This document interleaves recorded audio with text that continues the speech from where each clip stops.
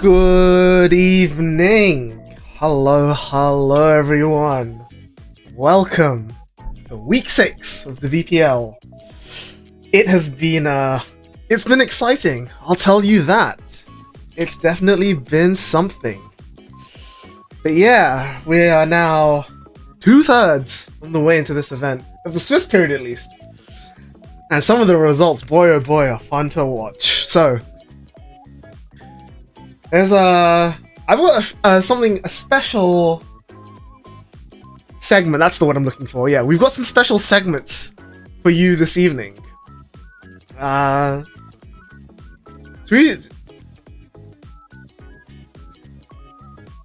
No, let's review week 6 first.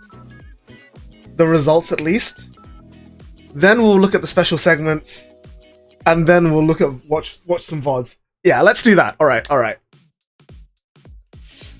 So let's jump over. It has not chosen the right window. For some reason, it keeps losing the window I use. Review the Eugene VOD? We are 100% reviewing the Eugene VOD. There was no way that was not happening, bro.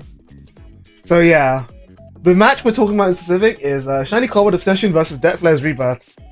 We had the meme matchup of Marlene versus Eugene, and people at home, it's not just Eugene. Spoilers. We'll see it at the end, but it is definitely. It's definitely one of the Vanguard games of all time. But yeah, that they're contributing to Deck Players Rebirth, picking up their second win of the season versus Shiny Cardboard Obsession. We've got a Yotsuva as well in this team, winning out. Crazy. Also, highlight. Luard lost. Mirror match, but still, Luard lost. Like, nothing but Luard losses in this matchup. But yeah, Deck Players Rebirth picking up a very comfortable win over Shiny Cobalt Obsession.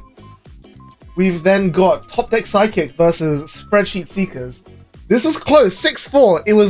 It could have gone either way until the very last few games came in. But we see here another Messiah win. A lot of Messiah wins this week, and Festival isn't even out yet, which is crazy. Well, Festival wasn't legal for this week, but that's really good to see. Then we've got the Crow's Nest versus Neighborhood Watch picking up a win. So I think this now means that every single team in the league has at least one win. So you see what I mean when I said that anything can happen. Literally anything can happen, which is great. You've then got the Dino Bozos versus the Forge Freaks. Dino Bozos again picking up a very strong win. There's the match that Cobra's talking about. You got Tachi Crest, which I don't know which variant of token that is, but it's a variant of token Ranbu versus Shaman King, which is, bro. Do I have that game? Yeah, I think we have. No, that's a different game. Wait, did this one get recorded? Or is that this? Spoilers? Yep, okay, that's this. Spoilers. So we have this VOD as well. Let's fucking go. And then finally, Owl Coop versus Mashed Potato. So, the undefeated team versus the team who's constantly getting games stolen. And it's a 5-5 tie. So yeah, really strong performance from Mash's team there. Not quite enough to defeat the Owl Coop. So let's take a look at the standings as a result of all that. So, Owl Coop and SSS now tied with a 402 record. Really solid performance from them coming in there.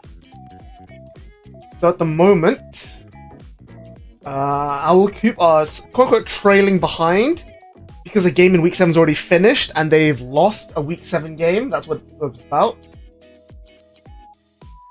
But yeah, current top 4 is I'd say these two are highly likely to make top 4 in the final split.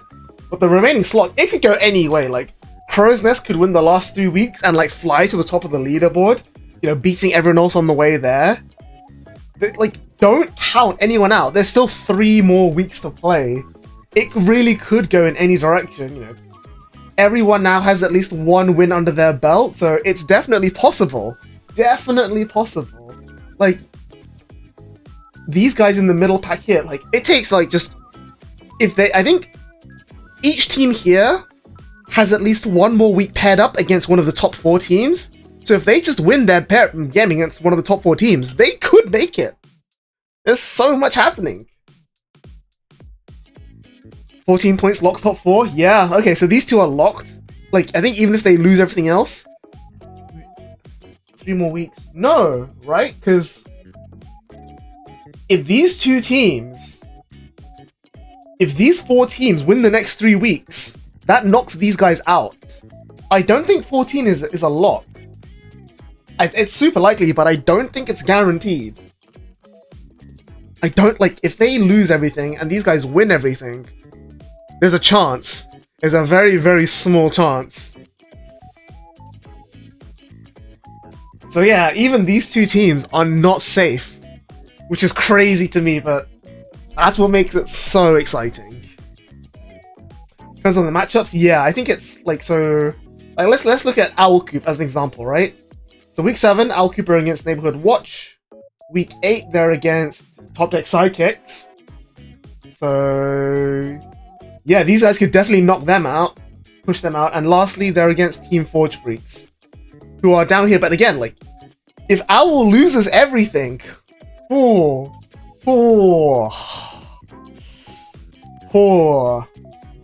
But yeah, let's take a quick look at the week 7 pairings before we jump in. So, Shiny Cobbler Session versus Top Deck Sidekicks. Some exciting games to watch there. Which ones do we want to highlight? We have yet another continued tradition every week, Dark Sphere Locals.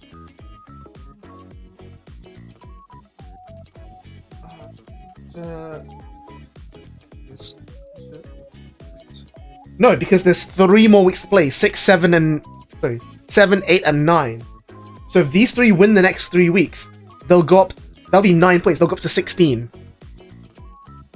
Like, you have to add like 3 more points to all of these once the results go in. So if they lose everything, they stay at 14, and if these guys win everything, they'll go up to 16. No, 15. Right? No, it is plus 9. 16, yeah. Because it's 3 points per win. So it's possible for 14 to get knocked out.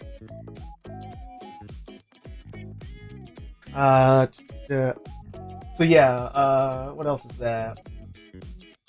Yeah, Dark Sphere matchup, definitely want to get that in. So, Crow's Nest versus Deck Flare's Rebirths. Who have we got? Dragon Z Winter, Crow Griffin, Forge Fleets versus Spreadsheet Seekers. Top 2, yeah, I think if either of the top 2 teams win and at least one of the next 3 weeks, they are then guaranteed in.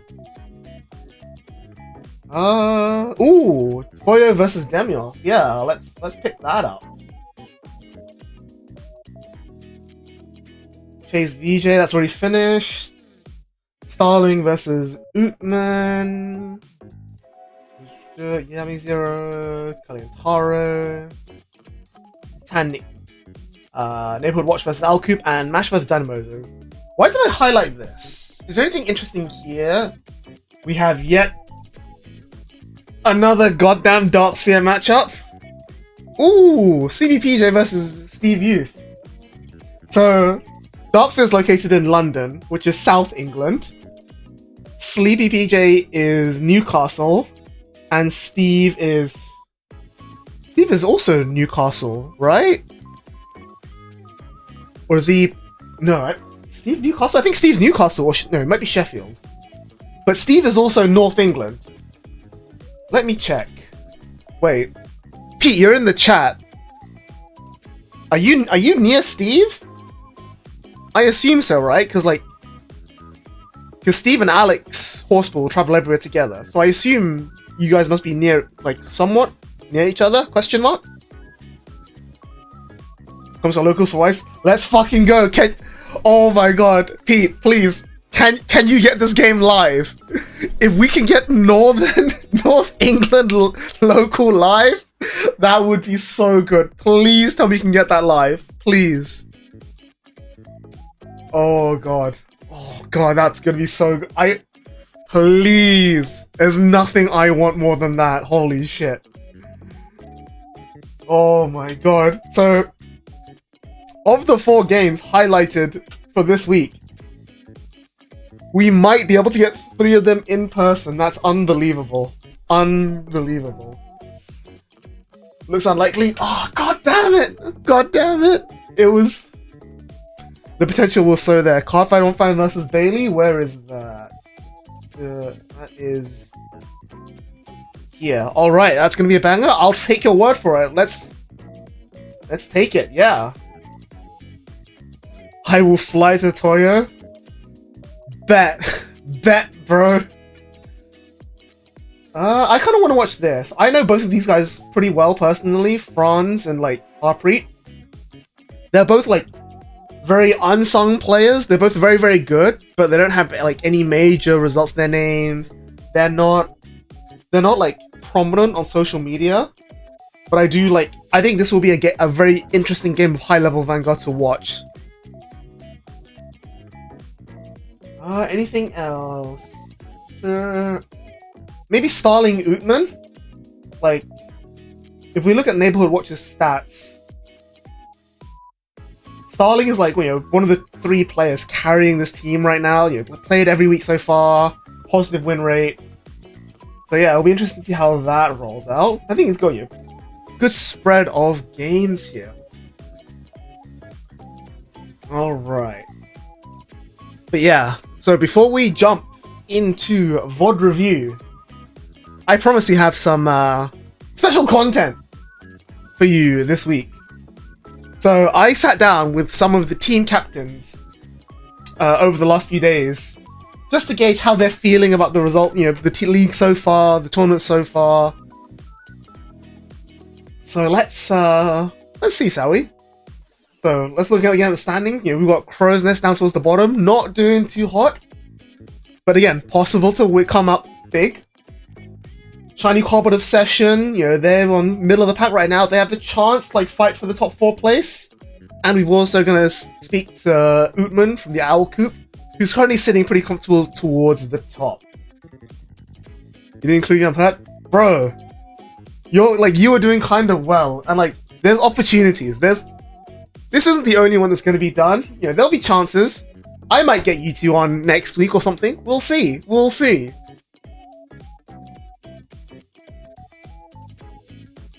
Alright, so let's start with Sagran from Crow's Nest. Pause that. Is it the captains of Crow's Nest? Oh, my audio's not recording properly. Sagran, we are... Oh, God. Alright. Just... yeah, my audio is fucked. That's on me when I recorded this badly. But yeah, this is Sagran, also known as Nate, captains of teams Crow's Nest. His team is not doing so hot right now, but they have a good atmosphere going. So yeah, it's just the first question is how's he feeling with the results so far? How things are going? Where is it? Yeah, what's he looking like? Just looking back at the weeks thus far, what he's looking at. Season thus far. So a lot of our season has been. I don't want to put it in terms of that we're the only ones getting sacked. We're the only ones getting the triggers. We're breaking hard on our thing, but a lot of our games have boiled down to that aspect. If you take week 1 for instance, even Charlie, he was like, "Yeah, our opponents, they bricked hard." I mean, I think we had a 3-7 record that week, and like even he admitted it. He was like, "Yikes! It's bad when your opponents brick. It's easy to win when your opponents get trigger sacked. It's easy when they get bricked. It's easy whenever you're able to just do what needs to be done in the game." And but hey, as what I like to say, that's Vanguard, baby. That happens. So I don't like using that as an excuse. Currently, right now, we're looking towards the future right now. Yeah, we are 0-4-1 right now, but I feel like if we need to slow down. I think we're approaching it too much as a grit your teeth and play as hard as you can type of meta or type of gameplay. Need to step back, relax, look and see what's going on type of thing. Absolutely. I think the important thing as well is you got a question of like morale, right? As long That's as you guys are Vanguard happy with the combo, Vanguard baby. that you're playing, as long as you're just like going out there, putting your best, that's what really matters, right? But yeah, like you said, looking towards the future. So there's still a few more weeks left of the season. It is going to be tough, but I don't think it's impossible for you guys to make top four. I think basically you guys have to win everything from here on out, and everyone else has to lose everything from here on out. Which, it's a lot of coins to flip. But what are you thinking? Is that, are you gonna like try and push for that, or is it just gonna be like chill and see where the dice lands? I feel like, I mean, it could be a mixture of both things right now. Our players on our team, we've got really good, we've got great players. We've got great world players on our team. We got great up and coming players on our team. And we also just got really strong players on our team in general. Lots of local people that I know, that not necessarily local, but like in the area. Lots of people overseas that I know that I've talked with a lot about. And again, like you said, morale is, I mean, it's there. It's disappointing, but again, we have bounced back. We are coming through in terms of, hey, what makes us happy when we play? Like, what are we going to do to play our game of Vanguard? We're not going to play Philip's game. We're not going to play Charlie's game. We're not going to play Michael's. We're not going to play Ootman's. We're going to play Crow's Nest. What kind of Crow's Nest game do we want to play? And I feel like what it's boiling down to is we're trying to play what we think is fun to us at this point. Yeah, we could play Varga, we could play Blang, we could play Razzie Caterpillar if we really want to. I mean, we have the resources to do it. I've got the resources to do it right now if I really want to. I don't want to. I'm going to go out there. I'm going to play my game of Vanguard actually, and I've got some spicy for everybody tomorrow. I'm going to be playing one of the new quintessential decks for tomorrow during my match. So if this comes out beforehand, I do suggest you go look at that. It's going to be a fun game. Yeah. So you may or may not have seen on Twitter, slightly awkward there, but Nate did unfortunately fall into the classic pit trap that all TCG players did, which is not reading your cards. So his game has unfortunately been, his game with Quince was unfortunately invalidated. As much as we would like to have shown that off, there was no, basically, he didn't play real Vanguard, let's put it that way. So his opponent very graciously accepted a rematch, the replay of the game, and they chose to play different decks. So that that unfortunately did not come to light. But you can't stop those things happening. It's TCG players and reading, right? Like it's the classic combo. So no hatred, no nothing. Like again, the VPL is a casual league. We're just here to have fun. Like we're here to meme. We're here to like make sure everyone has a good time. And one thing that I think is really, really great, one thing that I think is particularly love about the Vanguard community specifically is that on the whole, because the community is fairly small, it's really easy for everyone to just like get on the same level, if that makes sense. Like if you look at Magic, you've got like modern players and Commander players and draft players and whatnot. You look at One Piece and Lorcana, you've got like the casual people like who are just there for the IP. You've got like the tournament grinders, people who are trying to win cards to sell for profit.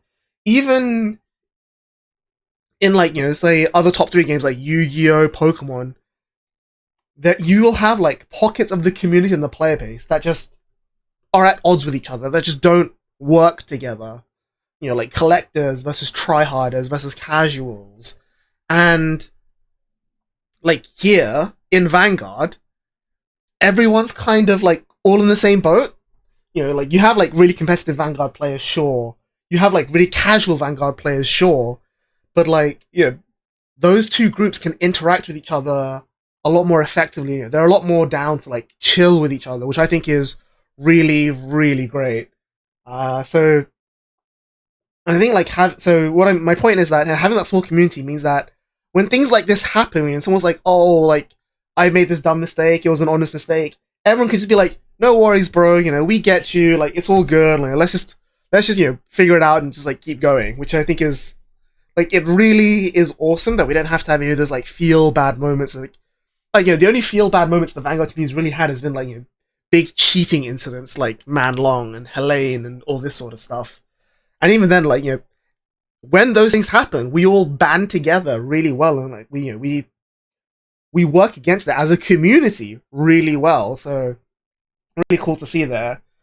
One thing I also want to mention is that, you know, the answer to this question, as he's been talking about this, I like that he's, you know, sets up like, we have the resources to play Catapile Raziel. It's like, to me, that sentence is just like, it feels exactly like a sentence you'd hear from like an actual manager of a sports team, if that makes sense. It's like, yeah, we just have good players, you know, we've been doing really well in training. Like, the way he's answered this is exactly what I wanted out of this segment, which is to be like a sports interview. Like, the only thing I wish I had time to do, the only thing I wish I could have done was to like somehow, obviously he doesn't have a green screen, so it's hard to do, but I really wish I could have put like, those like grid like backgrounds, where it's a big panel of like logos of like companies that sponsor the thing that people stand in front of when they give those interviews. I fucking wish I put one of those together and be like, hey, green screen this on yourself, just to add to that effect. God. Fuck it, you know what, okay. Jace, Philip, I'm going to make one of those, and I know that you two are capable of green screening yourselves onto that. We're gonna fucking do that, like, for either week 8 or week 9. We're making that happen. I need to see someone, like, on a backdrop of, like, fucking logos. Oh, it's gonna be so funny. Oh. Anyway, let's keep going. Like, you're playing Crow's Nest, which is, I think, a really nice way to put it. So tell me a bit more about, like, you know, the team atmosphere. Like, what's it like behind the scenes as, you know, in the Crow's Nest? Like, walk me through, like, what it's like being there. Yeah. So, and again, as you know, I am Crow's Nest. Even outside of VPL, I'm the Crow's Nest judge for that. And even in our we brought that atmosphere that we have in our real and in our Crow's Nest we have here. We brought that to VPL. We really wanted everyone to. We wanted to mix ideas. We wanted to talk ideas. We wanted to chit chat. We wanted to hype everybody up whenever we have an idea. But we're looking for feedback. We're looking for constructive feedback. I'm not prepared to find you back. All right. In that case, as soon as Nate's done, we'll jump onto you. I'm not going to come out here and want to be like, again, no offense to anybody if this is the deck you play, but like, I'm not out here being like, I think I broke the meta for Eugene. I got it. We're in there. I mean, I don't want a bunch of yes men. I want people to give me constructive feedback. I want to be like, hey, you could play that, or you can play this and have this type of meta and this type of game plan with this type of deck. It's essentially the same, but you have a more successful rate with it. So again, we're trying to bring that into the Crow's Nest, and because again, we do have up and coming players, or players that maybe specialize in a specific nation. For example, we have one of our Brantgate players. He's got every Brantgate deck known in the entire meta. Trying to not just the meta, but just the game in general. So we're trying to go through those, see exactly what's going on, see what we can do to optimize those decks, and see which one of these optimized decks, again, with our Worlds players, with our local players, with our other specialized players, like how can we optimize these? And so we really have been bringing that in our Crow's Nest, just in general, not just for him, but like for everybody. So like we've been talking Zorga lately in our Crow's Nest. Again, we got Sage. She's one of the best Zorga players in the world that I know of. And myself, I love Zorga. Zorga is one of my favorite decks. It was my again, just to talk on the community aspect there, like I'm not going to show off like their private team chat on public for obvious reasons, but they have a like the Crow's Nest team does have a really, really good like team chat atmosphere. Like, also, they lost the first few weeks, but they stayed positive. They're like, guys, we got this. We'll bounce back next week. You did your best. Like, even after they lost, they were all like really supportive of each other. Their chat's always active. There's always like people talking, like sharing ideas. It is a really nice environment to see. Like, I almost wish I could show it. Almost.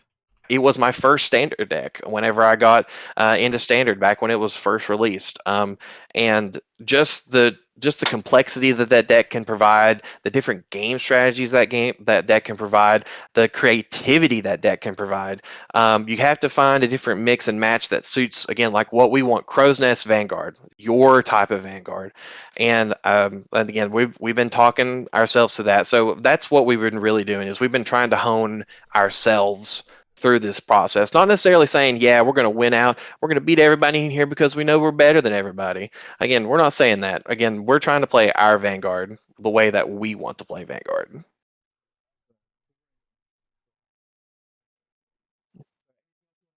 I think my audio's it keeps being good and bad and good and bad. I just want to give a shout out to Crow in general. I was not supposed to be a captain for this tournament at all. Sign up for the tournament. If you guys saw the registration forms, you saw my registration form, big long list. I took this as serious as possible.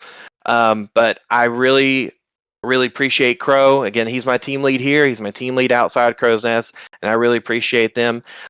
Big shout outs to all of our Worlds players who we have drafted and who have really stepped up helping our up and coming players like Sage and Braceland and Full Metal. Really appreciate you guys. If I've missed somebody, I apologize. I don't have my list right up in front of me.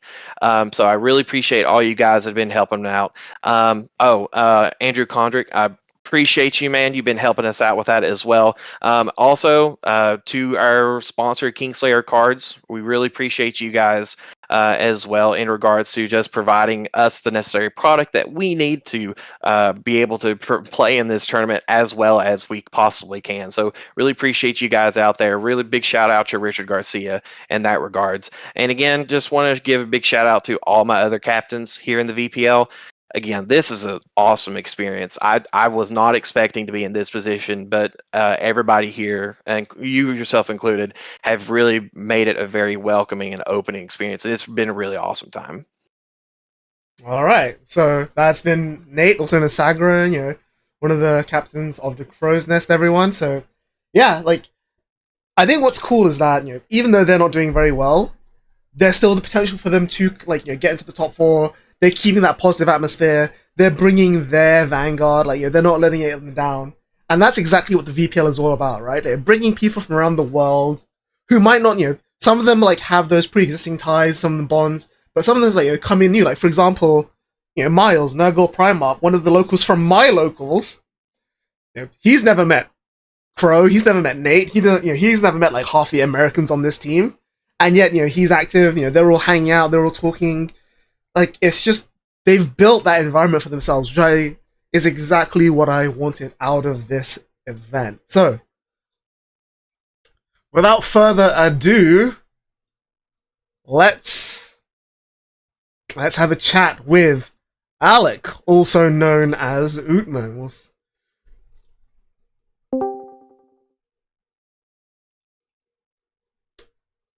Alright, let's see if I can make this work the first time. Hello. Hello. Alright. Everyone hears you. Not everyone sees you. How do I fix that? How do I fix that? We might need to do this.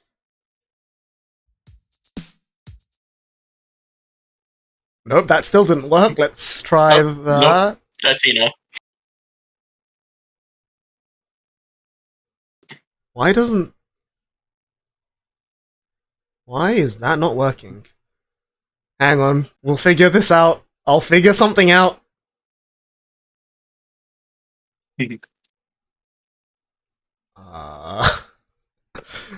I'll figure something out.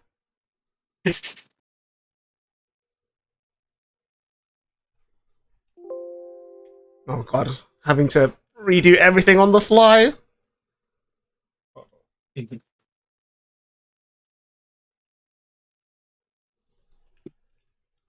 Oh, no, that's not what I want. God damn it. This is why we prep these things in advance. Oh, come on, don't.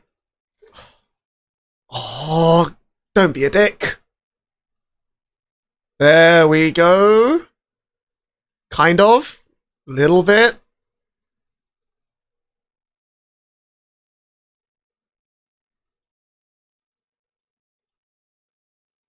No.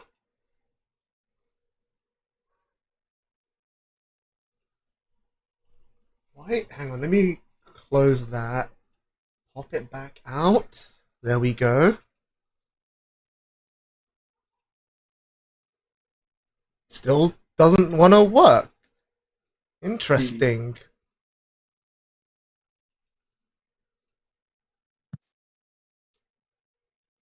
Fuck it. Fuck it. I'll do it the hard way. Window. Set up a new window capture. There we go.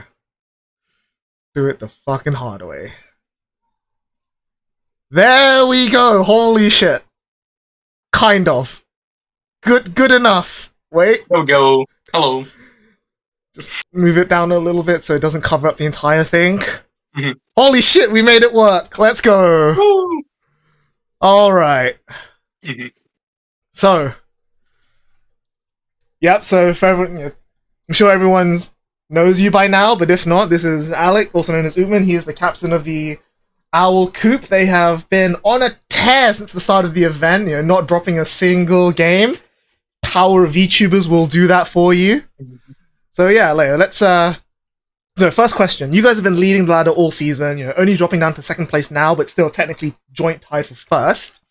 What would you say is like contribute to your success thus far? Like how have you felt about the season thus far? Right. Well, I think there's two main factors I'd like to contribute to the success. The first one being just the teamwork that I've had and had accumulated within the team throughout the season. Everyone has been talking about which decks to play, when to play, and talking about the plays after games and whatnot. And it's been a really nice sense of community. And then as well, I think just we've had a good set of skills that's varied between different players who can do different things between different areas of people from different places in the world, and then people who have excelled in different places and done different things. Yeah, all right. So, speaking of that, you've got that really good team environment going on, just like with the Crow's Nest. What else? What else are you looking to do? Like, going into the last end of the season. There's 3 weeks left. You're pretty much not guaranteed, but fairly comfortable going into the last few weeks to make top 4. Anything else you're gonna do, or like anything else you're gonna change up, or you just keep rolling with the good vibes? I think, we definitely want to keep going with the good vibes. If it ain't broke, don't fix it. Just want to keep going, end off with a strong finish before the top cut, and I'm definitely looking forward to, I personally haven't had the best record, but now we got Festival out, Messiah is going to be another level, and simply, I cannot be stopped. Yep, alright. Yeah, definitely gonna try and get some of your games on stream in the next few weeks. Mm-hmm. So yeah, wrapping this up, anything else you want to speak, shout out to anyone, watching, anything you want to say, open mic, go for it. Mm-hmm.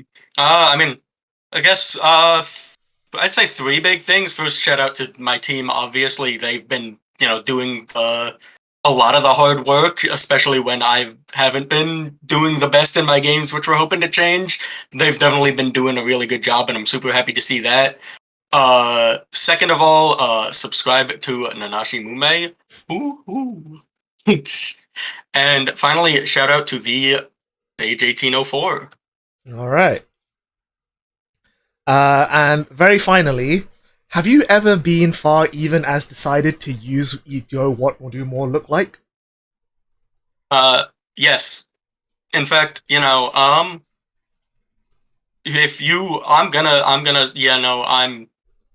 if I were to so much. Yeah. How are your emotions holding up after that? Yeah, I totally agree. Mhm. All right.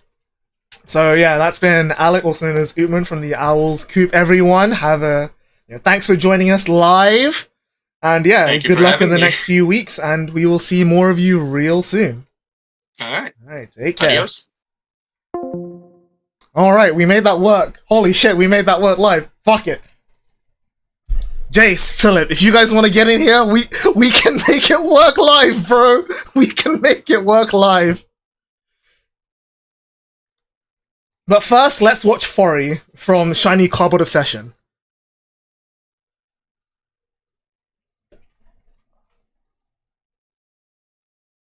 Hello? Google Drive, please? No!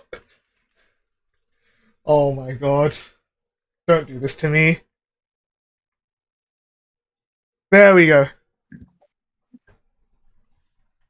It's also known as Fori. Hang on. Is it actually not catching my internet? Oh, it is, yeah. You good? I'm here. Okay. Yep. Okay. Yeah. I'm here with Alex, also known as Fori, the captain of Team Shiny Cardboard Obsession. Hello. Hi, hello, audio. Welcome. Hello. Good evening. It's good to hear from you. So, this is checking in the middle of the season, see how you're doing. So, the first question, obviously, you guys are currently middle of the pack, very middle of the leaderboard. Currently not in the top 4 slots, but there's still 3 weeks to go, so there is a chance to get in there. How do you feel about your team's performance thus far? Well, I obviously will blame no one but myself for losing games, because I played 4 during this tournament and won 1. That is really hashtag washed. But other than that, whenever I try to spectate my teammates playing, I did like 6 games, and 4 of those I dropped in and watched them get OT'd, so you'll love to see it. But other than that, I can't really complain. They're all good players. I don't regret drafting any of them, obviously. And I don't know if we're still middle of the pack after this week, but who doesn't love a good underdog story, right? Considering my audio around the fact that you went for this high rarity meme deck sort of strategy, Money over function. Yeah, exactly. Some teams went for these high level players trying to win, whereas you guys are trying to have a good time, and I feel like that's really important to have a good team dynamic. So anything else you want to highlight in how your team's been operating so far? Anything you want to shout out? Anything you want to tell people about? I mean, first and foremost, we had a little bit of a rough start because we had 2 players that had to drop out immediately. But I'm very glad for the replacements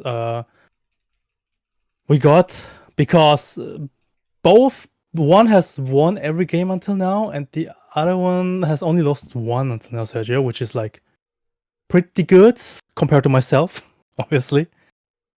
And what else is there to highlight? I'm very happy that my team chat is primarily used to flex shiny cardboards. That's very on brand. I'm happy that's used for that. And other than that, there are some things I might have planned, depending on either if we top or not. But I'm gonna keep this for under wraps for now. Just some memes you might want to throw out as a team later. Looking forward to it. So yeah, speaking of making the top 4, we've only got 3 weeks left going to the season. How are you feeling? What are you prepping going to the final 3 weeks? Are you guys going to aim to really push to make the top 4 playoff, or just roll with it and see how it is? Well, we started out really casual-ish, I want to say, but I can feel that people got more competitive over the weeks, and it kind of affected me as well, because I played Office once when I said I'm gonna play it the whole season.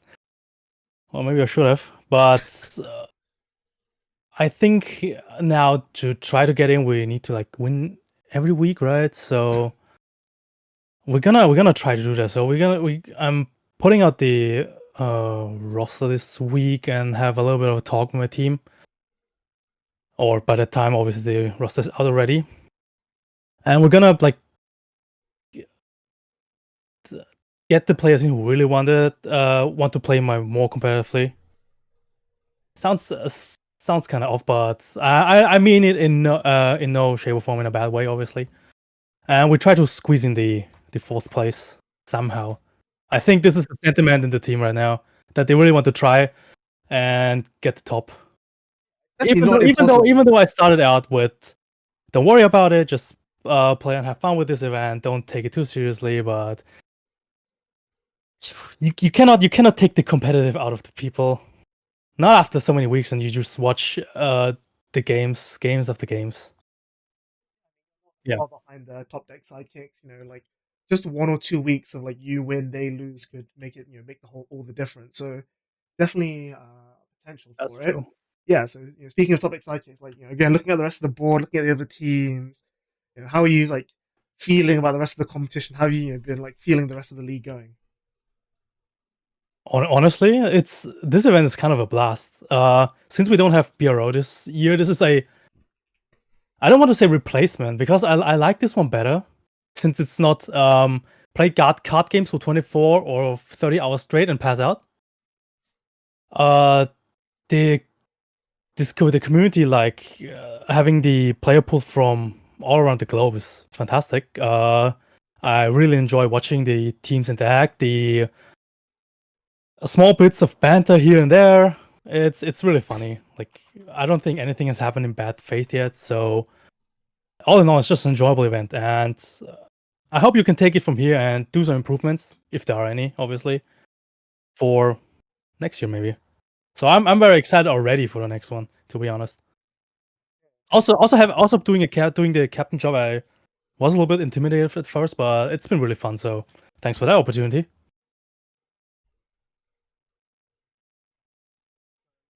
Is it not? Yeah, my audio is just dead again. Watching anyone at home, any shout outs you want to make? Well, shout outs to my team, obviously. They know. And what is the best thing I should add after 2 rough weeks? Nothing soaks up your tears better than shiny cardboard. Trust me. He's true. He's spitting facts. You can't deny that. All right. So that was Alex, also known as Fori from Team SEO.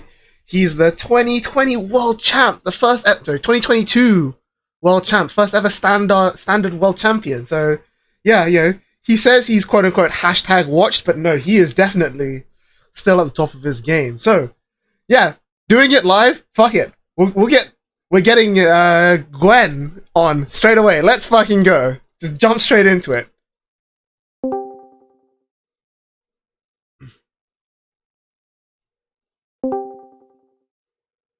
Hello. Hello. All right. Let's. Do you want me to turn on my camera also? Yeah, that'd be great. Okay. Yeah. There we go. All right. Now, will it want to work? Nope. Already, it chooses to resize my win cam, which is great. Nice. Let's try it again. Nope, not that. That. Holy shit, look, it's you! Whoa! Alright, everyone, we are here with Jace, also known as Gwen, also known as Deck Flare. It is, yes, that guy, captain of Deck Flare's Rebirth. How have you been? Been pretty good. This season's been weird. It's gone a lot differently than I expected. Yeah, so, you guys are currently, not bottom of the table, but you're definitely we're not last anymore. Yeah. I'm happy about that. We gotta win. You've definitely risen a little bit after a rough few initial weeks. So, tell me about the first few weeks. Obviously, after a few losses, team morale can't have been amazing, but you guys bounced back pretty well. What's it been like from then until now? So, my initial goal with this whole event was to beat Ootman, because he milled me at New York with Melissa and ended my demon run I was doing with Nova Grappler, and I would have been the first Nova top. And I ended up beating him through sheer skill, activating Overlord's divine skill. And after that, we ended up losing that week, which like fine, whatever. I didn't come into this to like actually win, because I drafted a team full of people who like to cope and build random decks. So already off that, most people who cope generally take losses pretty well because we are just not playing good decks. So just off that, morale just becomes a lot easier to manage, and I don't have to worry about like the super competitive players that are like, man, I really need to win or my life's over or things like that. So it was basically just a matter of time before we got raring to go, and everyone on my team is just like super chill, just insanely chill. It's great. So now that we got our first win against Top Deck Heroes, that was like a really big morale boost. Being like, oh, we're actually like not bad at this game. We can actually win. And then this past week, basically everyone just brought what they wanted to bring. So like we have Z-Winter bringing that insane Eugene deck, which him posting that before we drafted people was why I drafted him. And we had like a Messiah win. There was some other deck, I forget. There was another like funny deck that we won with. I won against. I think you guys won with a Quince deck somewhere. Yeah, we have 2 Yotsuba wins off the same dude who's currently undefeated right now at 5-0. He hasn't really talked in the chat that much, but he's been like insanely just consistent at just winning, which is, hey, I can't complain. yeah, exactly. Especially with the Yotsuba as a funny deck. Yeah, exactly. So, you know, again, like it's good to see that just like with the other teams, you guys have that like, good morale thing going. Like, you know, you guys know what you're here to do. You're just rolling with it, making the most of it. So, like, looking at the future, then, you know, we obviously, including this week, we've got 3 weeks left in the season. You know, as we've mentioned, it is not impossible for you to make the top 4. You just have to win everything, and everyone else has to lose everything. Like, has that settled in? Are you guys like, okay, like, should we actually try a little bit harder? Or is this a case of like, nope, let's just keep going. If it happens, it happens. You know, we're just here to do what we do. We're at our best when we're not stressing, I think. So, like, if I put pressure on my players being like, hey, we gotta win, then that's not like gonna help them be better, IMO. I kind of meme with it because I plan on doing a like documentary video about like the whole thing after we're done. And I'm converting that into just making it into a cool storyline where if we do get there, then that'd be insane as a storyline, starting 0-4 and then winning 5 weeks straight. But I'm not too stressed about it. Like right now, we already have a pretty cool storyline for that video. And that's really what I'm here for, is just to see like my players have fun and just have a good time with everyone. Because I also just don't. After last BCS season, I realized I'm not suitable for like intense competitive nature. After I try-harded super hard for it. Yep. So I'm trying to just like keep vibes well, essentially, and just showing everyone to have a good time. Yeah, that's totally understandable. Like, I'm definitely looking forward to that when it comes out. And, you know, between that and, as I mentioned, highlighted last week, the fact that you guys have that really cool, like, you know, team playmat thing going on, it's like, I just really love, like, the vibes, the energy you guys are bringing. It's exactly what we wanted to see out there. That playmat was so random, too. I was just messaged being like, hey, we're making a playmat. Do you have your logo? I was like, oh, sure, yeah. And then JB Mack, and with the help of Azim, just, like, randomly made it. I was like, oh, cool. Yeah. That's sick. I haven't printed one out myself yet. I was probably going to do it in a week or two. Yeah. All right. So, yeah, looking forward to that. Hopefully, you know, maybe on the, like, I think if you guys make that Cinderella run to go, like, you know, 5-4, make the top 4, we definitely need to see a BA busted out on the games at some point. Yeah. But yeah, like, beyond what we've just talked about, is there anything else you want to highlight about the event, about the team in general? Like, what else has been like great for you about this? Yeah, so one thing with me personally is like 2 years ago, basically right around when I started uploading, was when I moved away from my home state. And now I live in basically the middle of nowhere. There's one locals, but they only have competitive commander as the only thing they do, which is so weird in the middle of nowhere.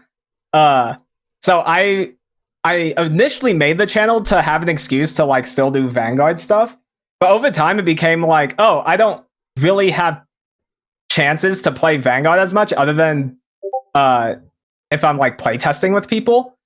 So this event has gave me like a really cool outlet to actually meet new people and actually playtest more, or not playtest more, but just play the game more. Instead of just like playing with the same normal group I tend to play with. So this event's been really good for that, and I've met a ton of really cool people, especially with the people on my team that I'll probably continue to talk to after this event's over. And I'm super excited to be a coach again the next time we do this. Yeah, all right. That's definitely going to bring you back for next year's season. So wrapping it up then, is there anything else you want to say to like people watching at home, like in general? Anyone you want to shout out? Here's your open mic. Yeah. Shout out to my team. All of you are super chill, great vibes. I basically just gave them all the same amount of time. So whenever you were pinging us about making sure everyone's played twice, I was just like, oh, I've done that since week 2. And everyone's just awesome there. Shout out to you, Zestral, for hosting this. This is super cool. And thank you. Yeah, I'm really excited to like see where this ends up in the future. Since this is the first time, there's usually going to be like a few hiccups, and just like seeing what works, what doesn't. So once this gets more fleshed out, then it'll be insanely cool. And apparently like all the WCC people are interested in this next time, so it could be like a lot bigger than it currently is. And yeah, that's basically it. All right. Thanks very much. Again, this is Jace, also known as Gwen, also known as Deckflare. Thanks for joining us. Take care, and we'll see you around. Yeah, have a good day. All right. I guess we're continuing to do it live. Fuck it. We've got Philip on next. Let's fucking go.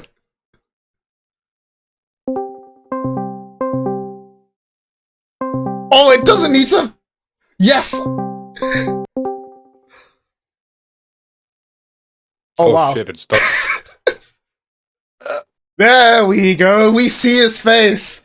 Oh, look at that. I didn't even need to make anything work. OBS finally cooperating. Hello. There you how go. are That's you? what you love to see. Yeah, how are you, brother? I was just chilling, playing Zenless, and then I look at my phone. It's like, you ready to go now? Ah, shit. Let me just get decent. All right. Yep. It can't be a yellow card stream without significant amount of scuff. So, this is Philip, also known as TDH Philip. He is the captain of the Top Deck Sidekicks. Is there anyone in the Vanguard community in this day and age who doesn't recognize this gigantic lump of a person?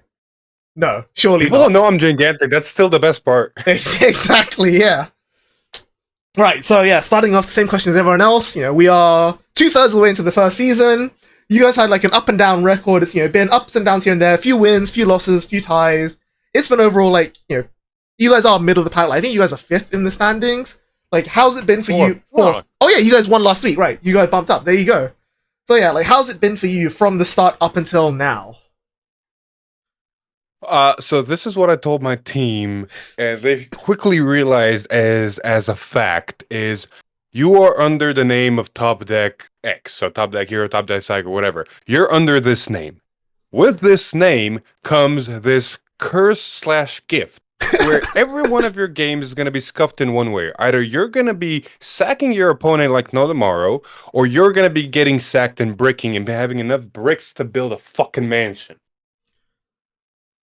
And that's what's been happening? That's been happening. Yeah, that's mostly been happening. I look at my team chat and I go, well, my opponent OT'd. Well, I got scuffed. Well, I bricked. And then another week it's like, well, I OT'd my opponent. Well, I just completely destroyed them. Oh, they got bricked. So it's like, I haven't heard a normal game on our side in a while. All right. So let's talk about the players then, talk about the team atmosphere. Like, you have a pretty diverse range of players. Obviously, people who are watching from the very beginning know that as one of the middle picks of the pick order, you had a lot of your team options stolen from you by the other captains. So you kind of had you were definitely rebuilding your team on the fly. How did that work out for you? So my initial plan was to not do research in a sense, is because I was busy, yada yada yada. I can make all the excuses I want, but I basically made the announcement into the Discord server of, if someone wants to be on my team, follow these instructions to the letter, and then you will be considered to be on this team or in the roster, how to set the pick. And the rules were, I'm a little forgetting them, but the rules were: introduce yourself, make it funny. It can be a video, photo, or just text. And then keep it, because I put it in a thread in Discord, keep it to one message. You follow those rules, and your chances of getting on the roster, getting picked for the roster, increase. So if people were super hilarious in how they did it or creative, they got higher. If people were just very blunt and went straight forward, this is who I am, is like, okay, this is cool, but you don't get that much priority. And then people who didn't follow the rule of one message were completely scrapped. There you go. So, what's it been like? Tell everyone what's it been like to be a member of this team in the last few weeks. From what I can tell from the team atmosphere is the fact it's been really good. We have had really good chemistry. There's not been any drama. Everybody's been clicking with each other. People have been available to play test, to play against each other, to kind of test out different decks. A lot of players that have experience have been helping a lot of players that don't have as much experience. So we've seen a lot of growth. A couple of guys I talked to said that it's been a pleasure watching some of the other players on the team just grow throughout this tournament and play these different decks and how things have progressed. And I can completely agree with that. All right, that's exactly what we want to hear. Sounds very good. All right then. So looking towards the future, there are, including this week, 3 weeks left. What's the mentality like? What's the game plan? Are we gonna step on the gas, push to keep that top 4 slot, or is it gonna be like, well, can't fight the Lord, whatever happens happens? So at first, this tournament did start with the mentality of let's have fun. If we win, we win. And then we started on strong. And then these last 2 weeks have been kind of rough. But now with the score, it's like, damn, we have a chance to get the top 4. Damn, we have a chance to win. So I've much transitioned a little bit away from that fun mentality to the win mentality, but still want to have fun. Like if we don't get to the top, it's like we don't get to the top. We'll still have fun. But now it's the last 3 weeks. It's like, okay, we need to lock in. I myself was like, okay, I'm gonna save, considering I'm a good player. Who look at my ego. I'm gonna save myself for the last 2 weeks and come in clutch. Stop playing the fucking bad and actually play good decks. And then I feel like a lot of the other quote unquote better players, it's kind of hard to classify who's better, who's not. Like it's always it's gonna be an ego contest at that point. Is also kind of seem to follow suit. A couple people, if I want to mention, but actually I don't even know. Do you have it pulled up? Who's been having a good score on my team? I should probably know this. I'm the captain. Let's have a look.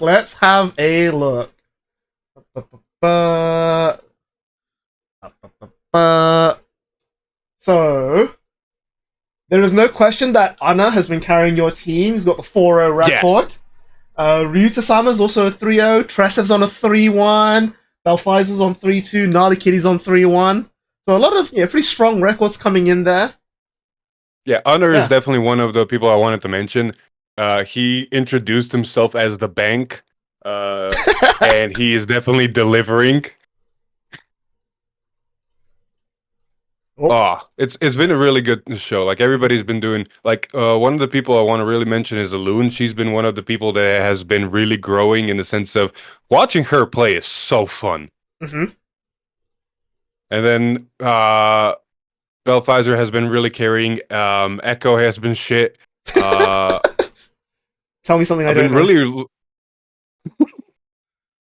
Like, I'm glad with the team pick. Like I said, the chemistry is amazing. I feel terrible as a captain because of my busy schedule. I don't have much time to interact with them and play test with them. But I try to get in there whenever I stream to kind of see how the games are going and give as much good feedback as I'm capable of.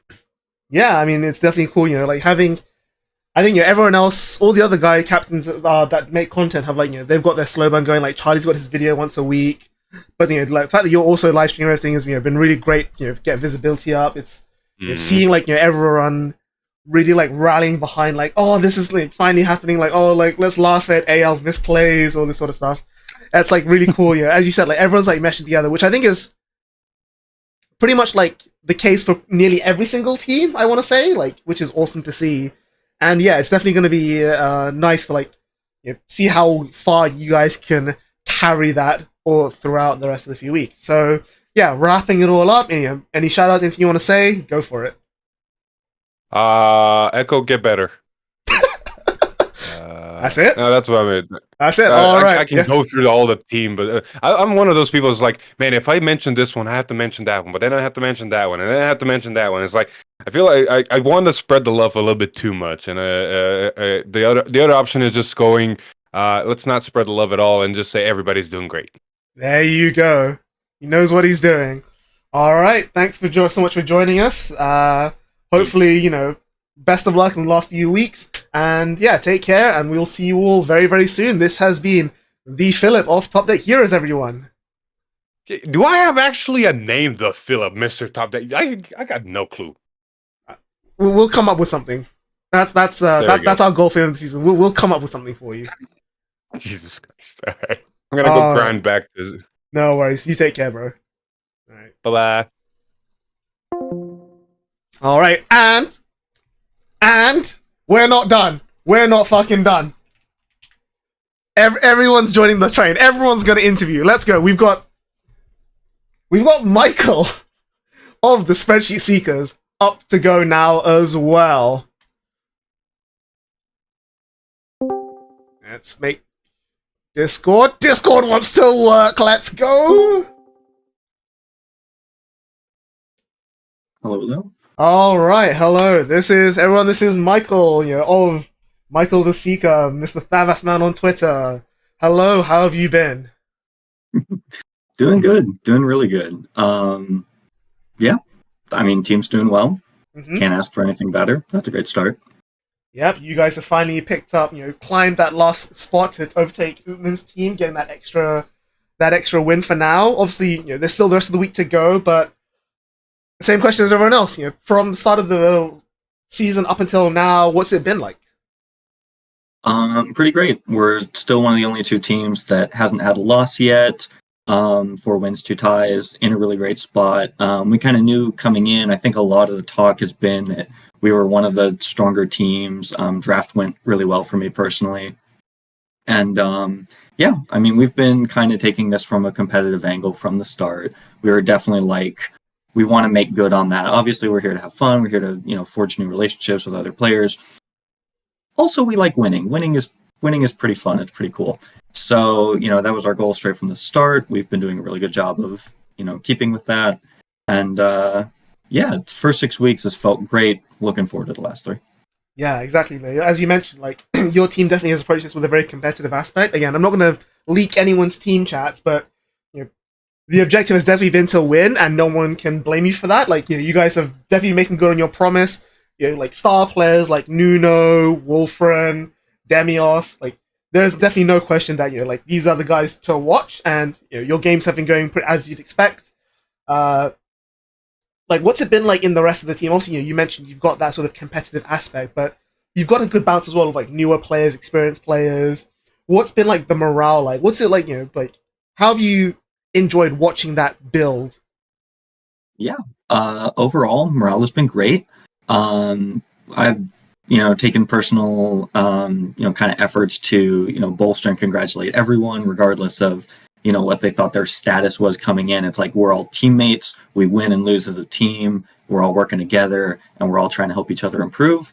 Obviously, Demios, Wolfren, and Nuno have been kind of the core three. It's a good thing they're not unionized. I don't pay them. They're unpaid subcontractors, so I can freely work them to death. Although they've been winning, so they haven't been dying too much, which is nice. But yeah, even among the players with slightly worse records or, who weren't as well known coming into this, they've all been doing really well.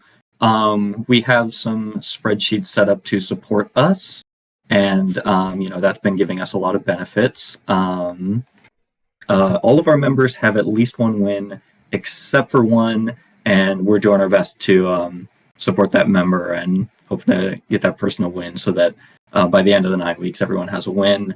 Morale's been great. We're really good about talking frequently. I'm getting new messages in the team chat every single day. People are asking questions. People are talking about deck matchups. People are talking about, what their experiences are with their own decks. We've actually seen people getting into each other's decks. And I have a bit of a Zorger unit going on where there's a conglomeration of 3 to 5 of us who are constantly talking Zorga theory in the team chat, so that's always fun to watch, especially as someone who may or may not have picked up some of those cards myself. We'll see if that pops up before the end of the VPL or not. Oh boy, I'm not going to say I would pay money for it, but if there is a week where there are 10 Zorgas on your spreadsheet list on the column on that win rate tracker, that will definitely be one for the books.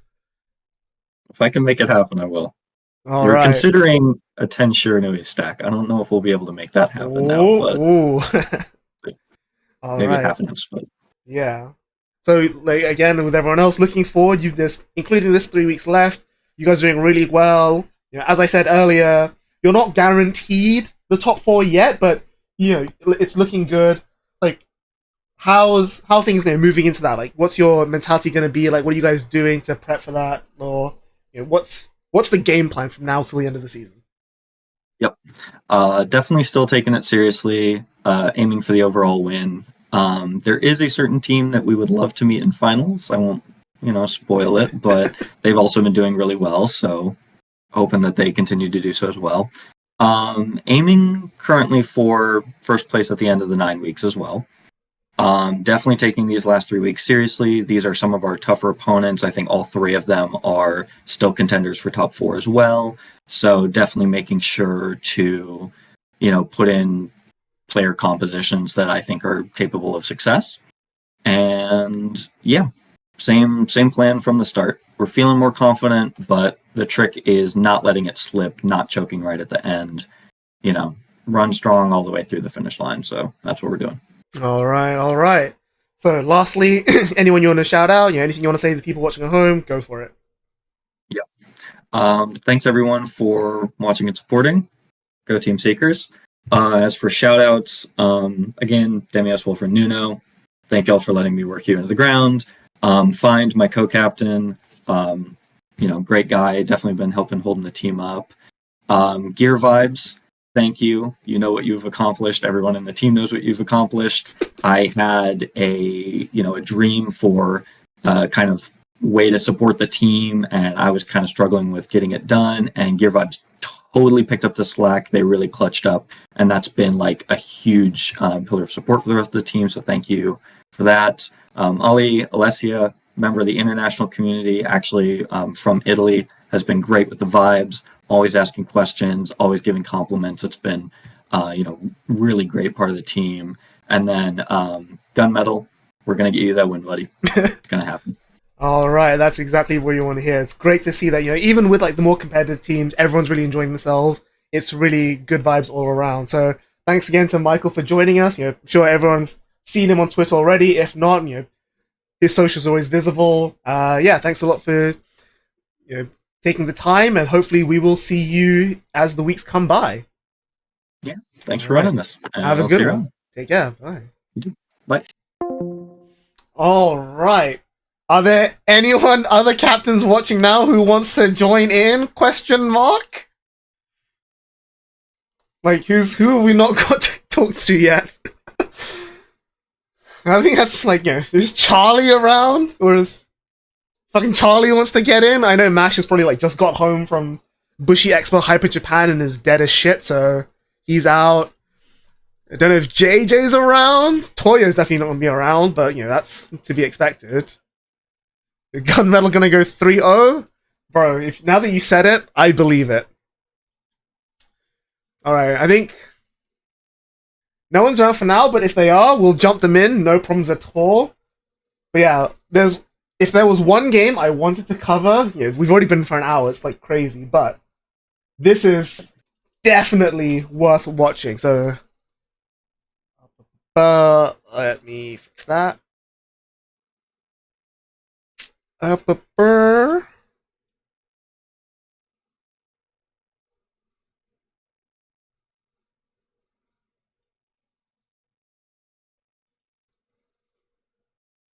There we go. So, let's make that a little bigger.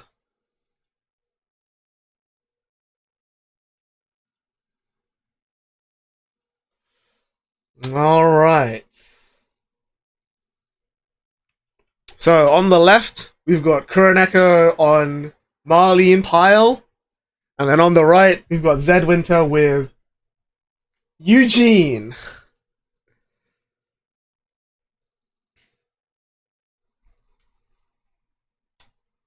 Alright, so I'll let the cat out of the bag now for those who might not be aware. This is not just Eugene. This is Eugene Overdress. Eugene Overdress!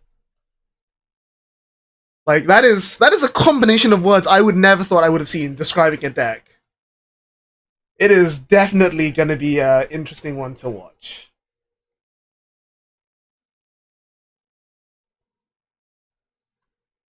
Alright, turn my music back on. So we'll skip ahead a little bit as they do finish their setup. Alright, so Zed Winter gets the first play. So right now, it looks like a normal Jiva deck, right? Seems okay.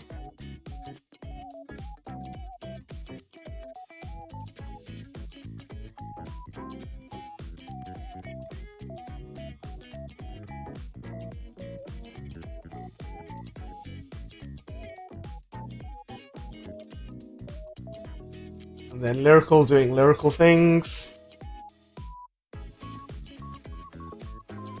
So will he put down a turn 1 aggression? Nope, just gonna swing at Van. Finds another Volsh Blanc for next turn, which is great.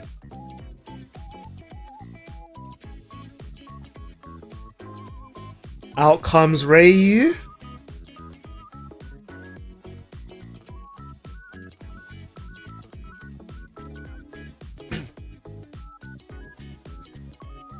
Again, everything so far looks like a normal Jiva deck.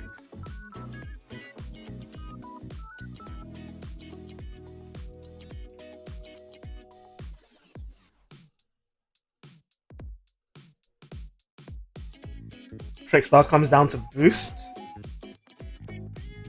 Heal. Very nicely timed.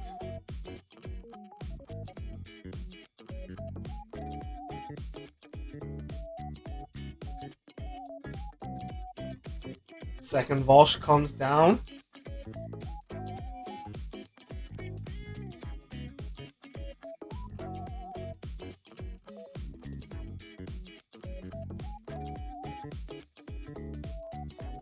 And we're going to use the grade 1 Willis the First to search for the gem before we Soul Blast for Volsh to draw.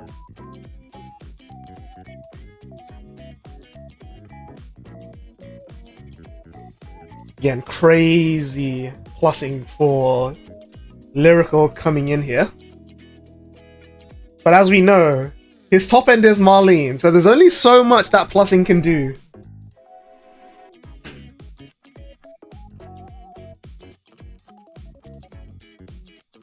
And this is going to be an interesting matchup because when you think Eugene, you think goodbye all the rear guards, but mediocre pressure. And then you think Marlene's like, okay, Marlene's a deck that actually has like pretty good defenses because of how much it draws, but then it doesn't really do much that you would expect a Lyrical deck to do. Like, it doesn't bounce its board all the time. It's actually fairly weak to like having its core pieces popped, because the core pieces don't actually return to hand. But it's a question of whether or not just pure lyrical pile will get there. But yeah, we finally see some early aggro coming down. Now it's a question of how much does Z-Winter want to use their cards to like keep things low. Because obviously, the one thing that the Overdress deck is notorious for is not having that many cards to work with. Like, it's got a lot of searching, it's got a lot of consistency, but it's not like the deck is known for like plussing like crazy. And especially when you're adding like Eugene pieces into the mix, it's going to be difficult to like really get things working. So we'll see whether they're going to take the damage and go, or whether they're just going to try and fight that card advantage monstrosity that Kuro has built for himself.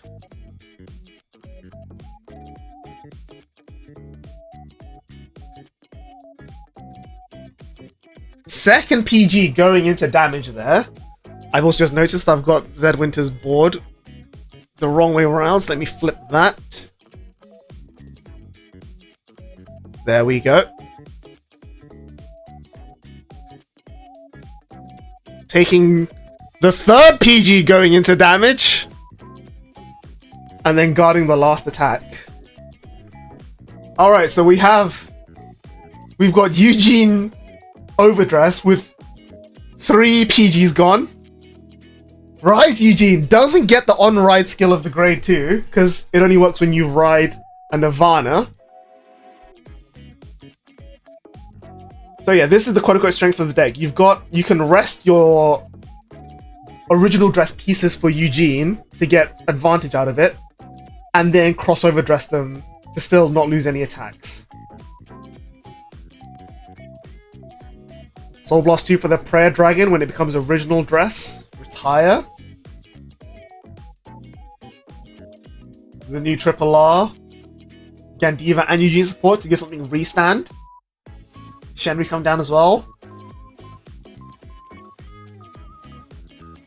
Alright.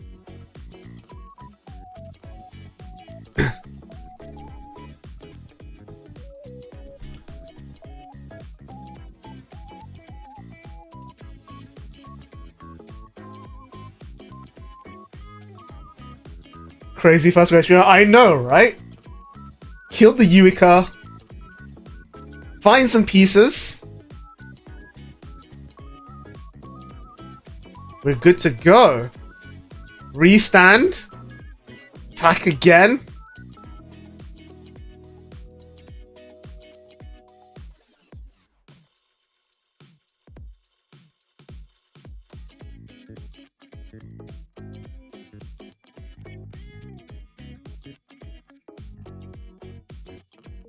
The draw trigger comes in.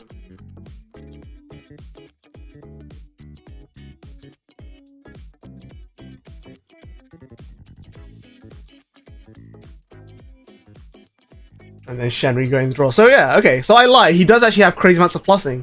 Free drive checks from is that Bram Varina or Bauer Varina? I don't remember exactly which one's which, but yeah, the one that basically drive checks on rearguard does a single drive coming in. He's just farmed 4 cards out of nowhere. Push Remy to 3.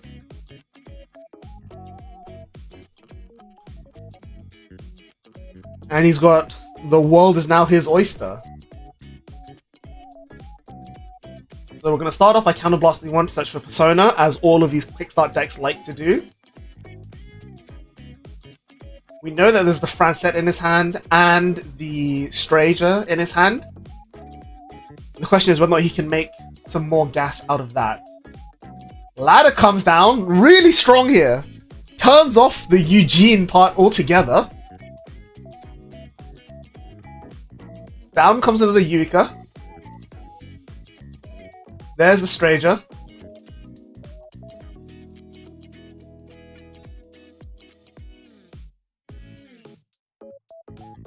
Finds a booster. Well, it's actually a PG, which he can then bounce with the Francette, which is insane.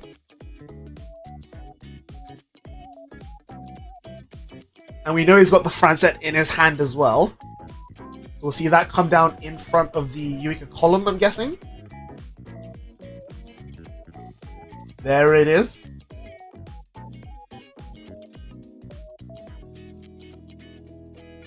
And we'll just go 26 of man.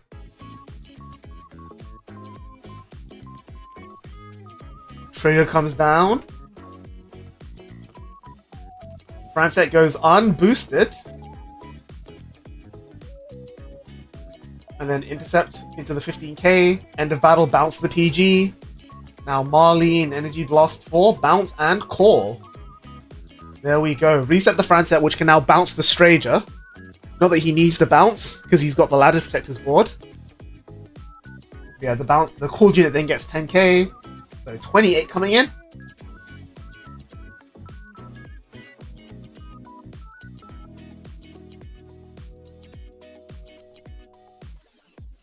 We're going to no guard. Yep, we need the counter blast.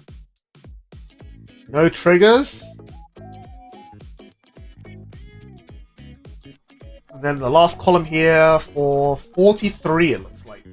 43k on a first grade 3 turn is pretty crazy. And then Francet bounced at the end of the battle.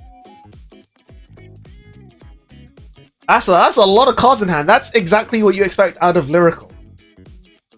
Alright, so how is Eugene going to dismantle this?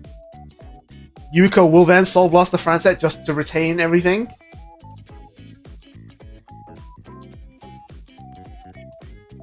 So they're going up to 10 energy. I think it should be 9, right? Because they went... Nope, should be, 10, because we didn't Energy Blast 7 last turn either.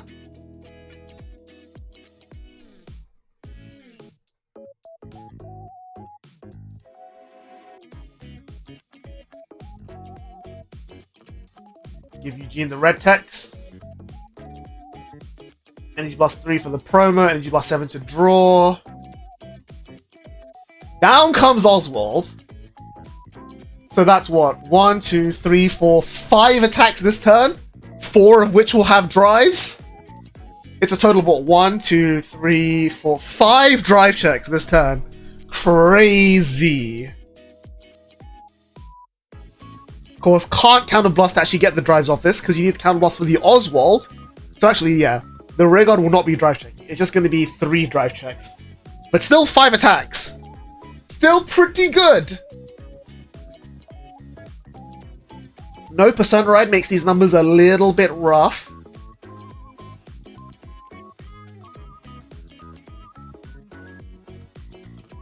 And 2 blanks definitely doesn't help either. 1 damage comes in. It is defensive OT. Definitely not what you want to see here. But we will Eugene Oswald to resound the Eugene. Fish for the OT. Doesn't come through. Alright. So brutal setup. Committed to the red text of the new Grey 2, whose name I don't remember, from DZ02. Just has it all wasted by the defensive OT. Didn't get the opportunity to farm all those cards we needed to farm. Kuro there guaranteeing his Persona Ride.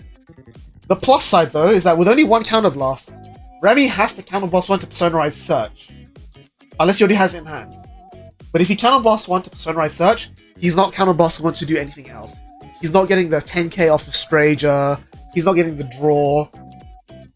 So yeah, he's going to commit to the Vanguard Search there. But of course, he doesn't need to commit to anything else, because again, you've still got the Stranger Soul Blast 1, you've got the Francet to bounce 2 things. Like, the rest of his bare minimum, which doesn't cost any resources, is still really strong, let's not forget.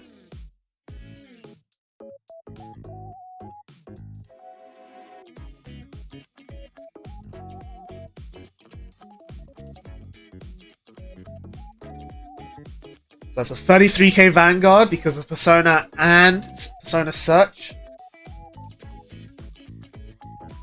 Hitting the consistent numbers here does make this a little bit tough. But what can we do? Are we just going to see another Stranger Francet call, or are we going to see something slightly different?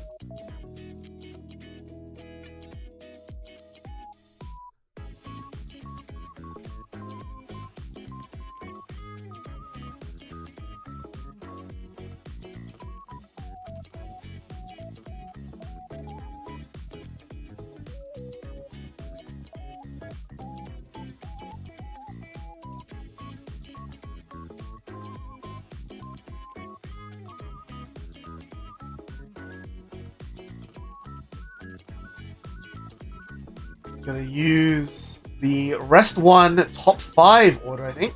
Is that? No, that's something else. The bot deck give a unit the ability to bounce. So yeah, once again, protecting his board from the Eugene pop effects. And then remakes the classic Franset Strager. So Yuka's got the plus 5k from its own effect and will bounce. What else can we do here? These numbers are still like, even without the counterblast 1 for the Stranger, that's still like what? 30k minimum column? 38, no, 20, 28. Or is it 33? I think the grade 1 gains 5k.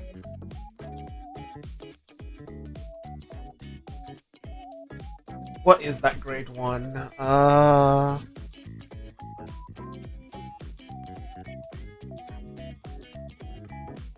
At the end of the other, it boosted if your Ray God was returned to hand this turn. Soul Blast 1 retire. Bot Decker Marlene. And then add back a grade 2 or grade 2 card with the same name as another unit from drop to hand.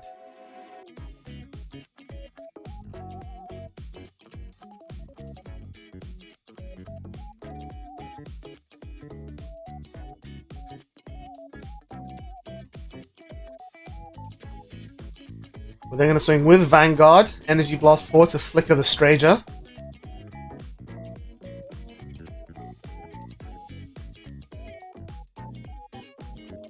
So this is 33 plus 8 is 41 coming in Vanguard. We're going to see a no guard. Draw trigger. These numbers are huge. I mean, Zed Winter still has, what, 8 cards in hand? It looks like still pretty healthy. 1 damage comes in. Defensive heal does go off. Absolutely insane.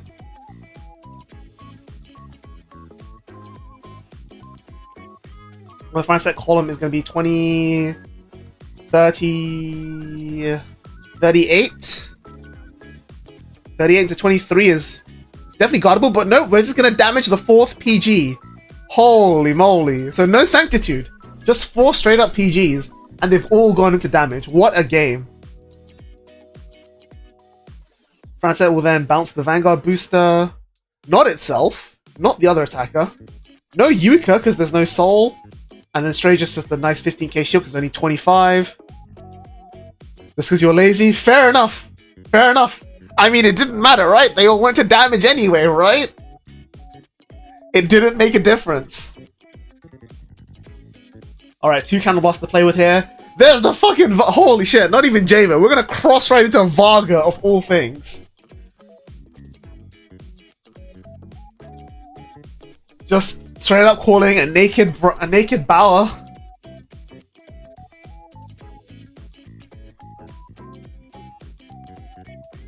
Whoop. Franset comes down. The opponent takes the 4th damage, so we can now Divine Skill of the Varga.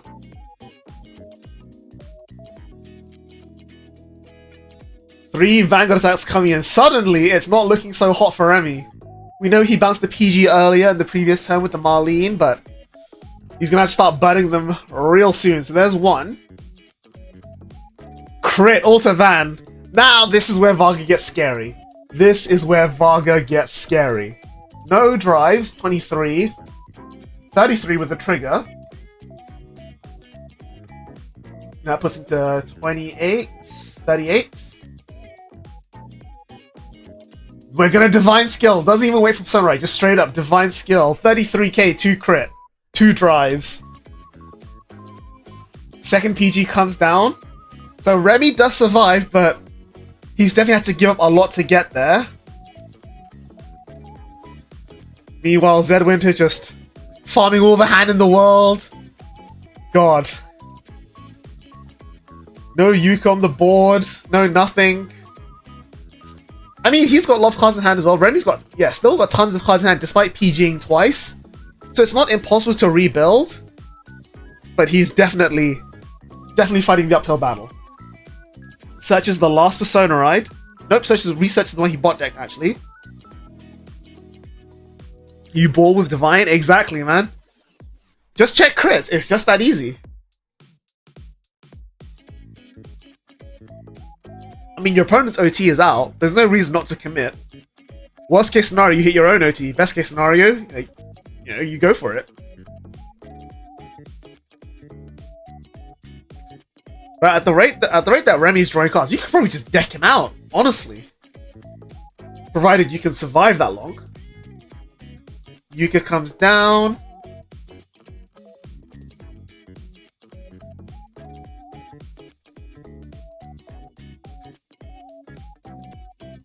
Another copy of the Recycler Grade 1 comes down. This is such a fun game of Vanguard to watch. Like, on the left, you've got Lyrical Pile doing lyrical things. And then on the right, you have this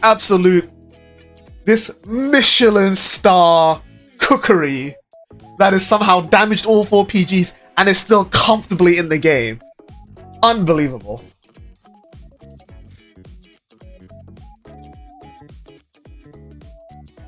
First attack will be guarded. Has Remy been misplaying this? Because this thing only works if you bounce the rear guard this turn. And I don't think he's bounced the rear guard that turn. Because he literally just made a board and started swinging.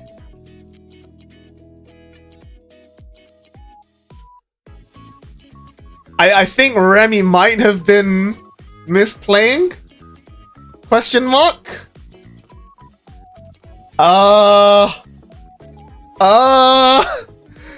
We'll roll with it. I'll talk to him afterwards.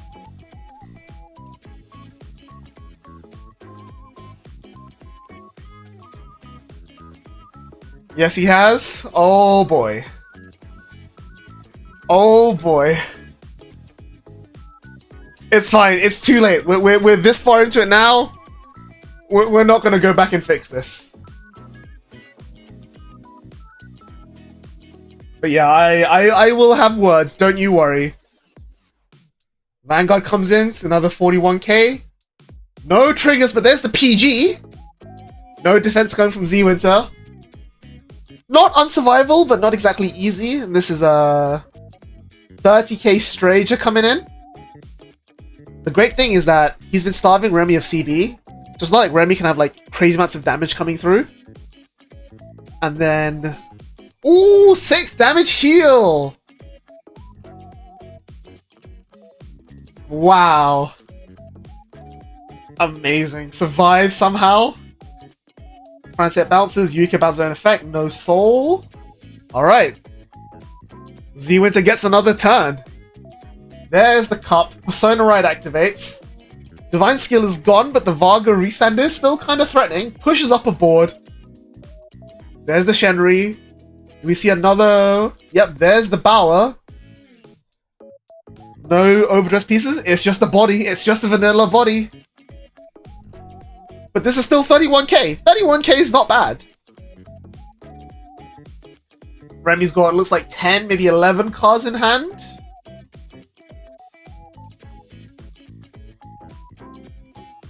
Oh, intercept with a Francette. 26? No, 31 with a Shenri. PG goes in. That's the last PG. That's the last PG. Remy there also not playing Sanctitude because reasons. Alright. 2 Varga swings. It's make or break time. PG comes down. Discarding the Yuika. Any triggers? Draw trigger. Out to Vanguard. Very, very nice. So 43k on the restand. No drives. Surely Remy can guard this. 28. 48? Yes. Alright. So Remy survives this, and we'll get one more turn. 7, 8 cards left in deck. Alright, so the decking him out plan is not going to work either. Looks like Remy has a lot more than 8. Z-Winter there really needs to hit defensive OT as the first damage to have a chance of winning. There's the Persona Ride.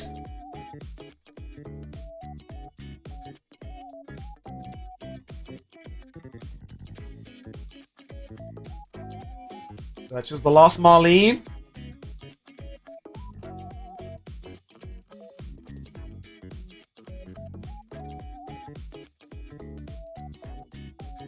Gets the order.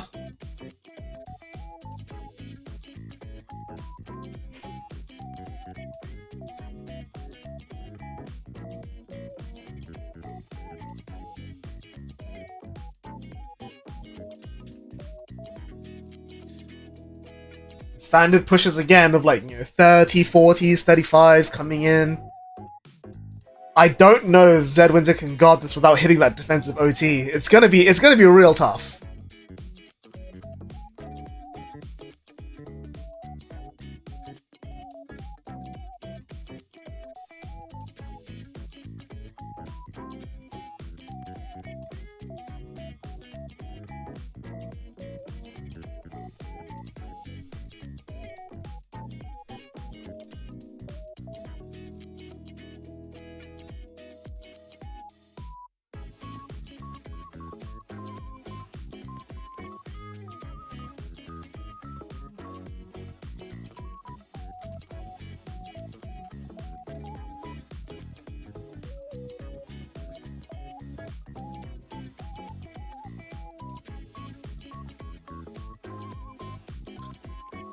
Yep, there's the classic board.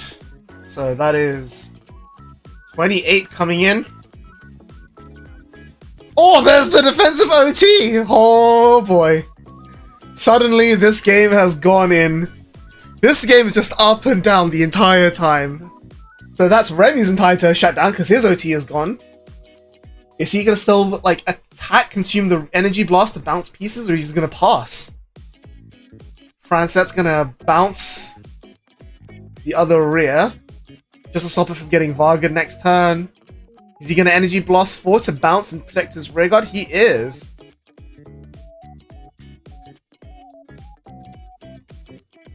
He can bounce, but he doesn't have to call, I think.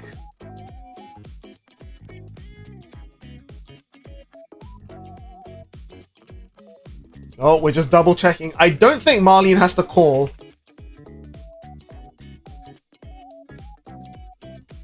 Getting a live check here. Choose up to one. Yes, he does not have to call. Thankfully, there were no untoward things coming up in the search history. Oh, the heal coming in for Kuro is huge.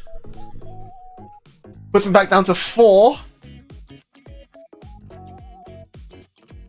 Alright. Come on, Zed Winter. How can you snatch victory from the jaws of defeat? 4 cards left in deck. Can't be gaining too many drive checks now.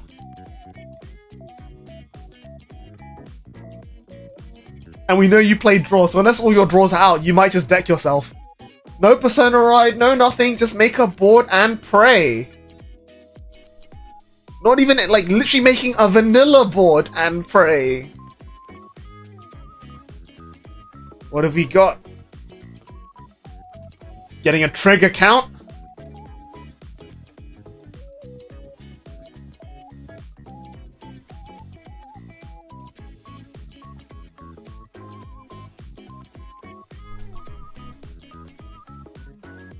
Surely you take guard this one. No way you go up to 5. There's no way you bank on a defensive trigger. Oh, he's taking it? No defensive. That might be what seals the deal. Easy 5k guard on the 16k. And now big Varga column coming in. Are you going to 2 to pass this? You've got no more PGs left. You have to. Surely you have to no pass this. That's 23, 28, 33. Nope. 20, 30, 38. 38 to 31. That's 1 to pass. That's greedy. That's dangerous.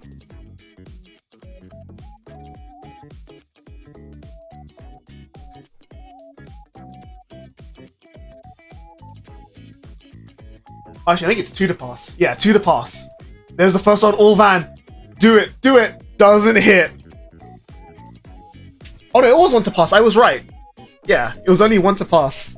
And yet, no more heals left for Remy. That's it. God, what a back and forth game. And he had the draw trigger left in deck. So there was a chance to deck out. Oh my god. Yo. Actually had the chance to deck out. Unbelievable. What? That was a game. That was absolutely a game. Jeez. Jeez. Alright. What other games did we want to watch? The spreadsheet. So we just watched. I think this wasn't even on the list. It was just, yeah, we just happened to have this recording and it just worked out. I have 2 recordings which I'm gonna upload now at the risk of crashing my stream quality. Who else do we want to watch? Sagran vs. Cullyhead, which is being ignored for obvious reasons. We have this, which is the Dark Sphere Mirror, which you can watch in a bit. Kenzo and Mash. I don't think we got Utman versus Chang. It doesn't look like it. So yeah, let's just watch the Dark Sphere game then. Oh god. As is tradition, we have the sound on for Dark Sphere games. And I need to redo all of this.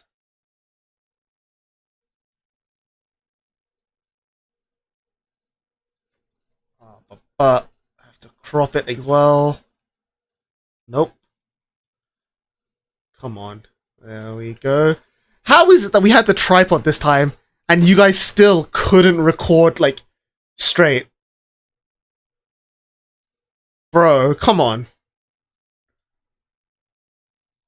Also, why is it, like, I gave you a, like, the phone holder for my tripod rotates. So why is it still being recorded in portrait mode? Bro. I give you a tripod, I give you, like, everything that works, and we still have to do this setup. Unbelievable. Unbelievable.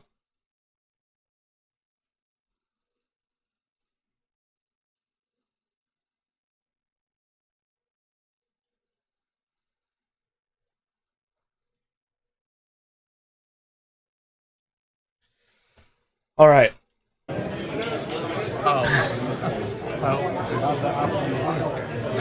Yeah, I'll go first. Are you sure about that? Yeah.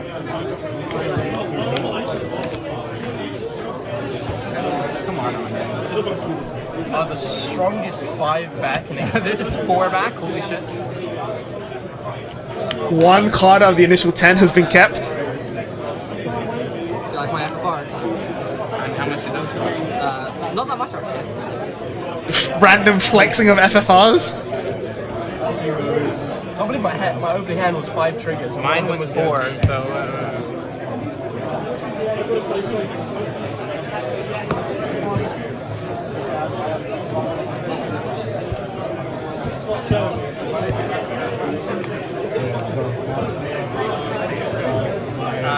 Shaman King versus Token Rambu. I told you it'd fall. Put it back. What the fuck? I just missed. Come on. Whose bag is that? It's my bag, so I use it as a counter. There. So training tools goes into the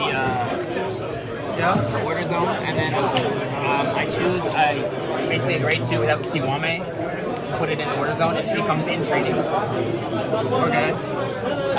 So basically my Vanguard has no abilities, so I don't do the draw for going. Oh. Okay.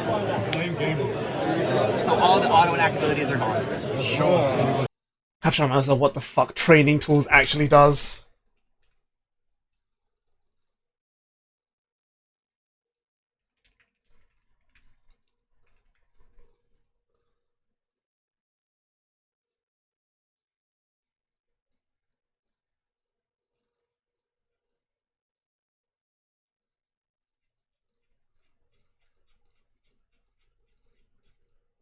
God.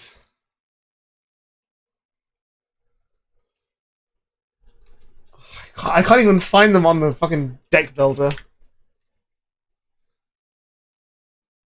To go into deck log.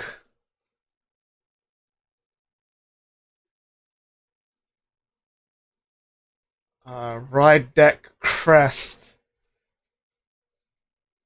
It's not in here? Oh god, why is it not in the... Is it in the G deck? No? Where the fuck is this card? It's a crest deck? Yeah, but where's the fucking crest? The crest is not on Bushi Navi. It's not on deck log. I now have to like go through the card list and like match the fucking grade 1 artwork. Just to find the right one.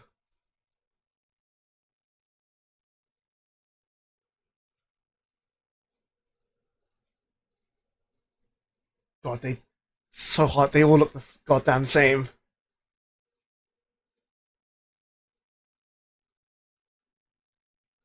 God, they actually look all the same.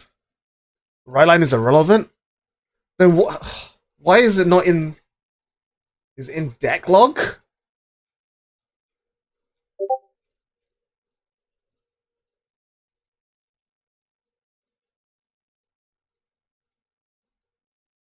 Oh.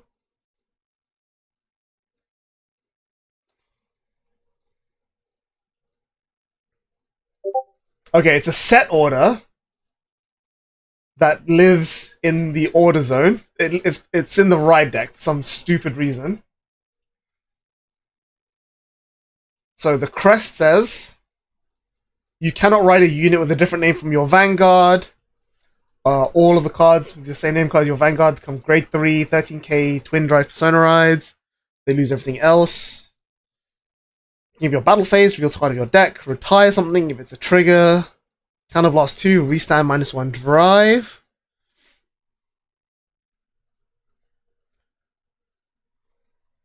From the right, the order says from the right deck, when you stand, this is your order zone. Train something. Your Vanguard loses all abilities. You cannot ride from hand. When you would ride from right deck, you can ride without discarding a card. If your right deck has no cards and you did not ride this turn, put a card conducting training into the soul. Research something that was put into soul and write it as stand. Put it into soul and then get the crest. What? That's so...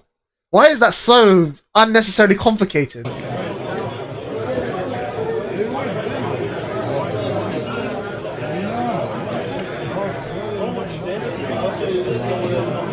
I literally don't know what any of these cards do. You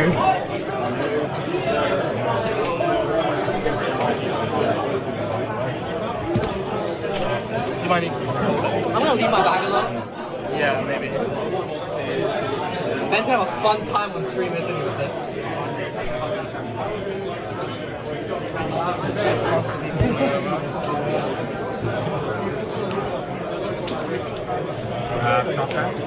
So Damage, that nice. goes back to my training tools, so I don't have to discard. Oh, he went first, right.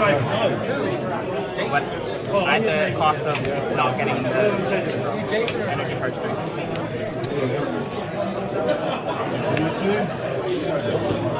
Sad because I don't have the forge.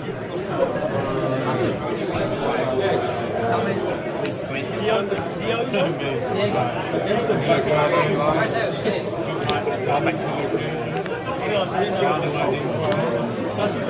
Alright, crit comes down. I still don't know what the fuck is happening.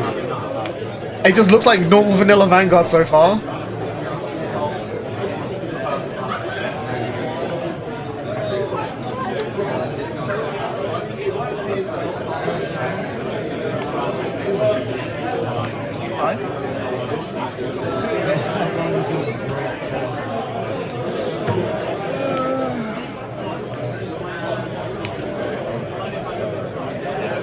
So 18 with on hit. What's the on hit? Draw 1. 18 with on-hit draw, wow. It's like I'm playing against Vanquishers again. I'll give you this.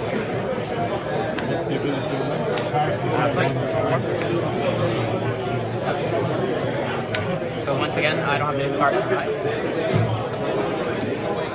Is it mirrored? It is mirrored.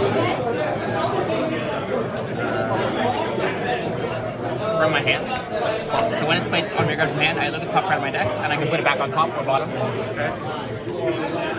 Put it back on top. 10. Blue team. It's a heal. All effects to Vanguard. I don't heal. This is 20k.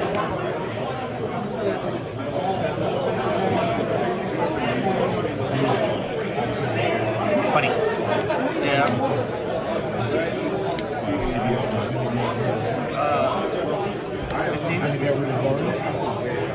15. Alright, so we're gonna write grade 3 finally. Are we gonna see things happen?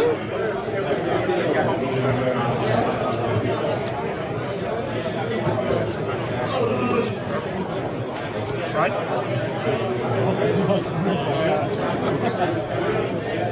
Alright, now let's find out what the hell Tao Ren does.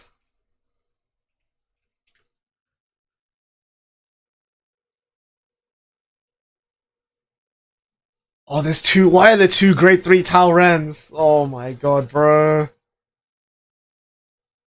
Which one is this one? Okay, that's that one. Oversoul. Once per turn, put a rearguard with Bason in its card name into your soul. Retire your opponent's front row. This unit gets 10k. If you retired one or less units, your opponent discards a card, so you just can't always neg to them. When it attack hits, search for a grade 3 or greater Tao Ren, reveal it, put into your hand. So you search for Persona Ride, maybe, or search for the Cross Ride, because there's a Cross Ride in this deck, because of course there is. Fucking what? Okay.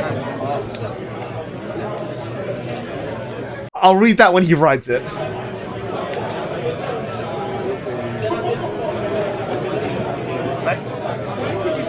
Oversoul. What does this do? I retire your front row.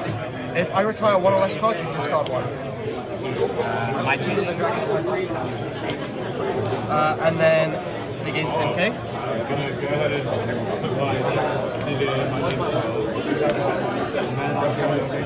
I'm not looking up every single card, by the way.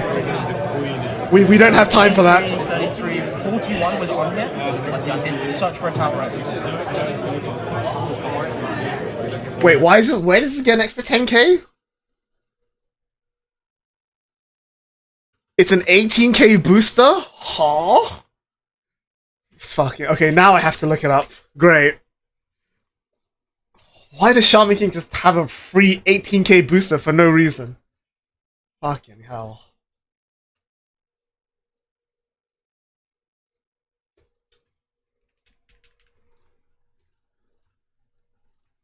Some dark looking grey one. Is that the horse?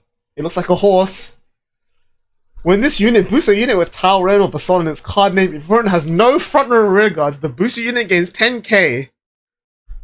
Huh. Huh. 1. 14. Cool. That's actually really bad for me. Defensive team.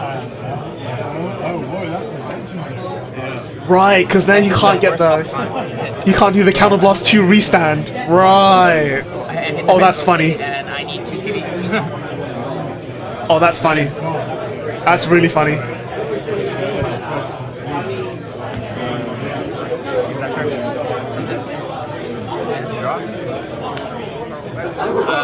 So I'm skipping my ride phase. Then I'm going to use the effect of the order. So Has to read his own cards. So this one. I search my hand or deck for this card with plus key Wame and instant. And write it as stand. So I search my deck.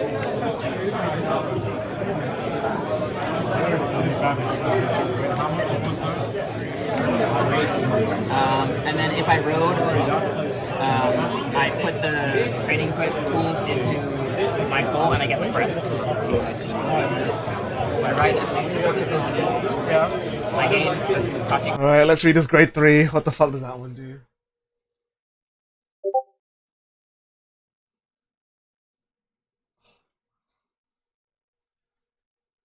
Do I even want to know what the name is?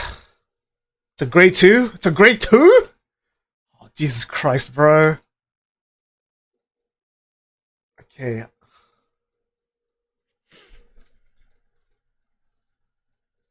It loses skills, gains new ones.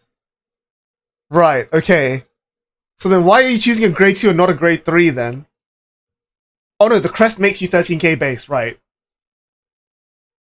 Crest is all that matters. Which one's that one?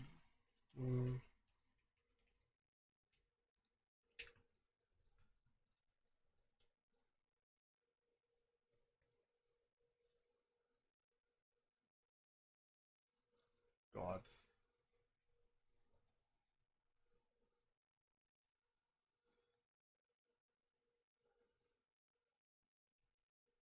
Crest.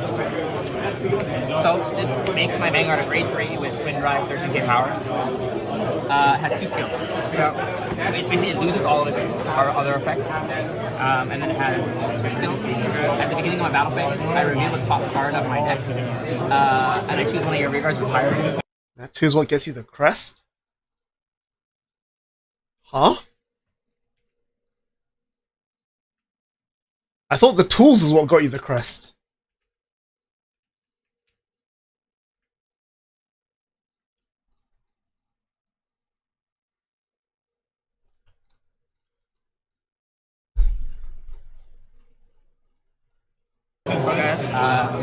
If the revealed card is a trigger, it goes to my hand, and if not, it goes to the drop zone. Okay.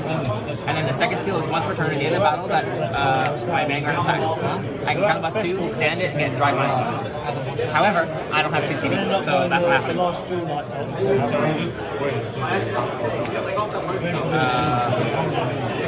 From my hand, I play this.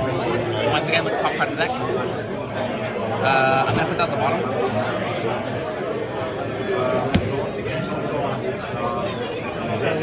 So I should be at energy 9. So when it's placed, you don't have to ride it. You have to double check. I'm going to energy blast 7 draw card. Yeah, really exciting.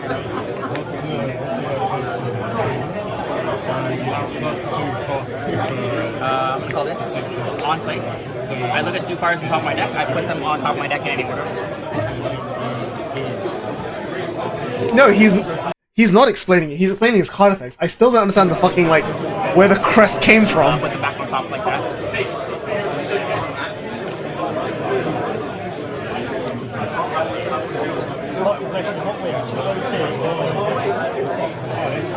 So during my turn, if I have 4 more units, this gains 5k and boost.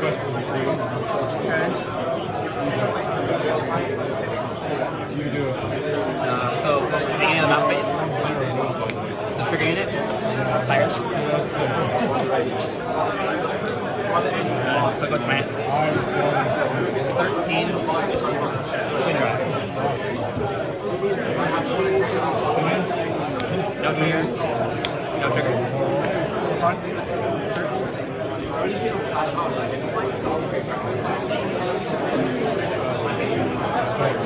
I'm going to swing. Just activate its effect. So that's 1. It gains 10k, so it doesn't hit. But at the end of the battle, I draw a card and kill it. And this is 25.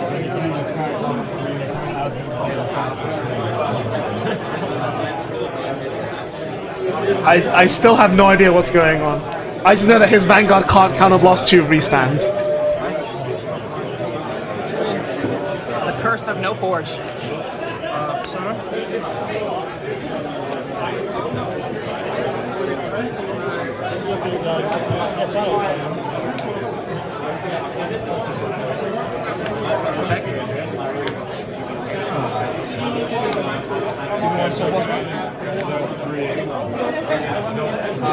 I check top 5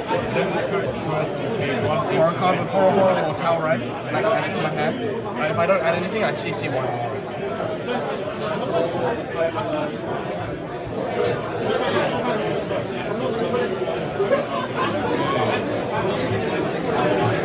Order does that to a grade 2. Order says it can put anything in. This has to be any unit without Kiwame.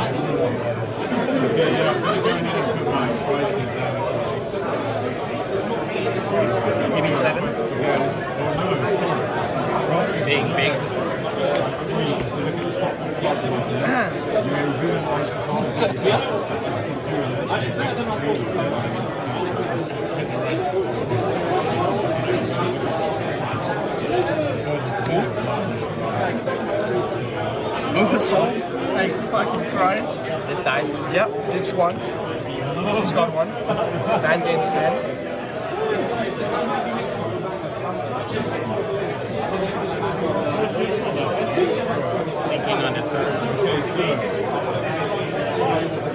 So are you not playing the other Tau? Because like you Persona Road instead of cross riding. I assume that means.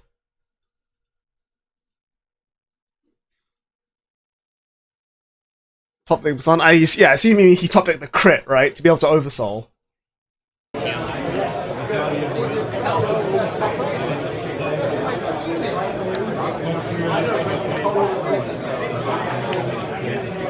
33 on hit.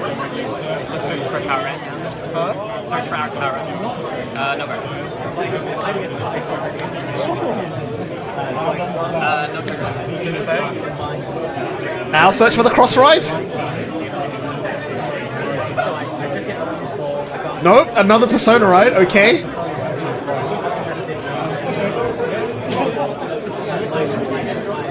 25. On hits. It gains 5k when it swings into a grade 3. And then when my tower ends is attacked, if it's on the god type, which is 15k. So when you intercept it, basically. What is his cost do? This is a 33k column. When it swings, you show me 3 cards in your hand. Huh.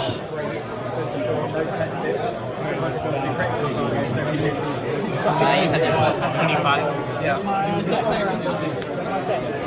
Like, how 15k guard. 33, show me 3. Damn, that's 3 cards you don't know what the fuck they do. That's Yes, those are token random cards. One is a Persona ride. Okay. And this has on hit. Draw. No. On hit. Nothing. That's it. That is it. Okay, so It is 30, it's just 33, So I take it show in. me 3. That's it. critical trigger. Okay. Third. Yeah. Not face. We did it, boys. He's got him. He's got him. We saw the forge. All right, I play the forge. Oh wait, I'm gonna Persona Jesus ride. Christ. Persona ride first. Let's not forget. Persona ride. Play the forge. I'm gonna forge skill. Show me that. Show me that. Show me your face. How happy are you? All right, man. I'm using the forge skill, so I rest it. I choose any card from my drop that's not. When you a said wizard pick just now, apparently. and bot deck it from bot deck it.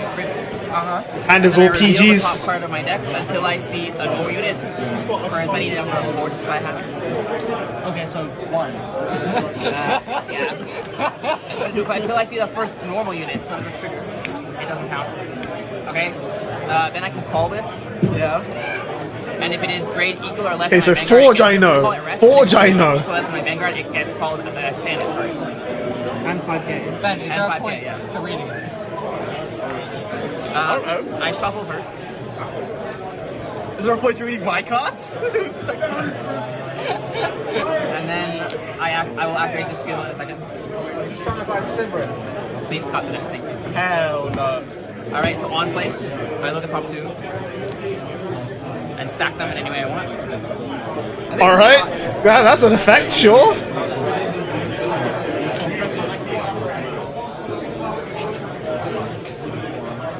I'm gonna call you. I'm gonna call you. Round 1. That's it.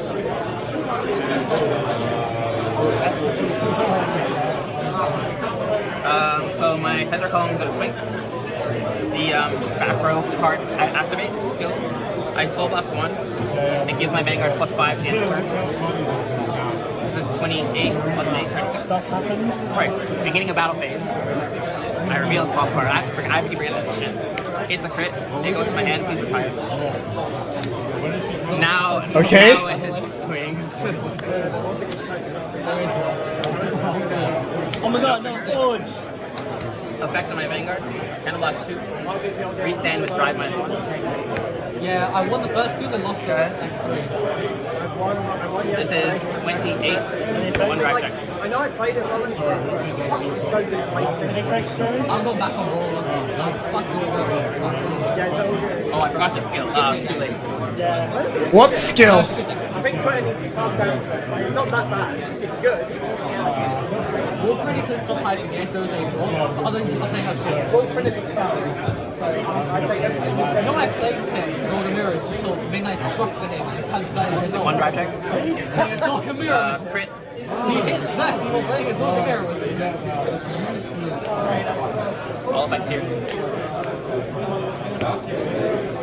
This is a 45 with a crit. The PGs have been banned. Cool. And now we're hard guarding this one.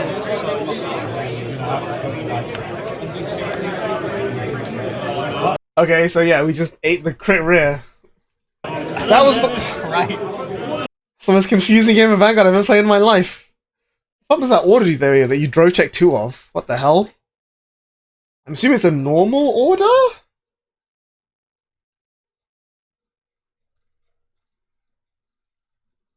Is it a blitz order? It's a blitz order. Okay, what does it fucking do? If you have a Jocko in play, counter blast 1, your opponent's front row gets minus 5k. Okay, so it's a shitty Tamayura. Cool. Right, so here's the takeaway I got from that game. Jeremy hit turn 2 defensive OT, which meant that he couldn't restand Vanguard on turn 3. And that's all his deck does, is just forge, reveal top, pop 1, counterblast 2, restand. Ben's deck, I still don't fucking understand what this does. So like, Tau Ren searches other Tau Ren, and the other Tau Ren gets a bunch of power and... yeah, just a bunch of power. And searches his own persona, right? Think Bav, but worse. Okay. What's giving you the crit, though? Is there a Bason that gives you a crit?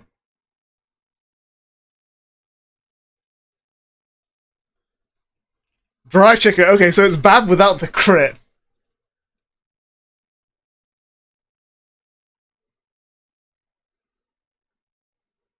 God, that's... yeah, that... okay. Ugh, God, man. Like, come on. Play Shaman King for the OT. Yeah, if only it just come up. God, that was a confusing game. Oh, we have a result. Just came in. Let's quickly put this one in while we're here.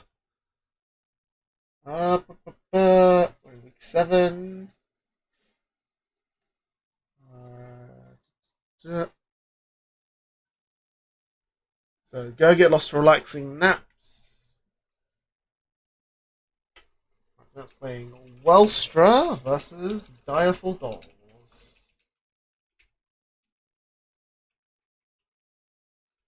Welstra takes the win.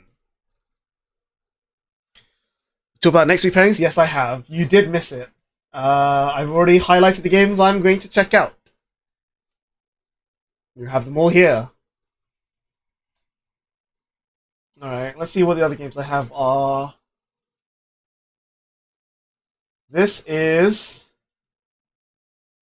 Alright, Let's go. Stand up, Vanguard.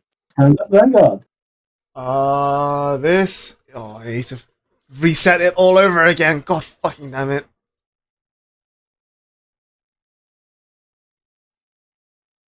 Oh, nope, I don't want to change those.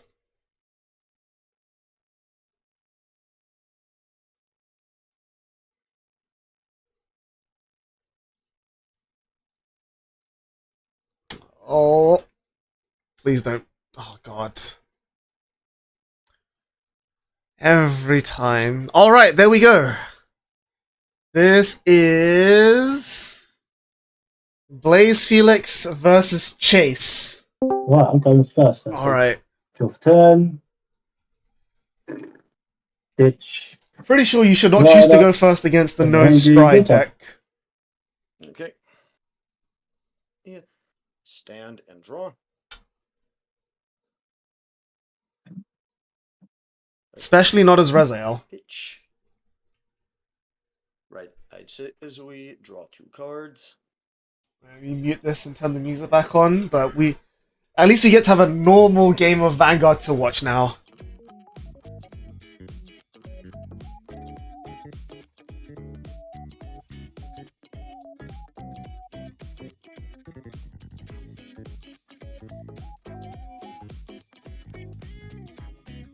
Alright, turn 1 Shenri is a strong start.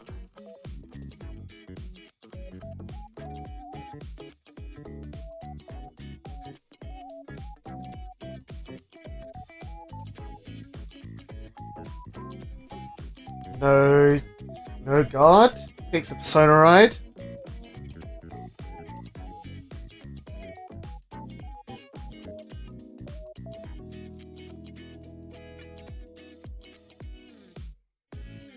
Shows 3 grades.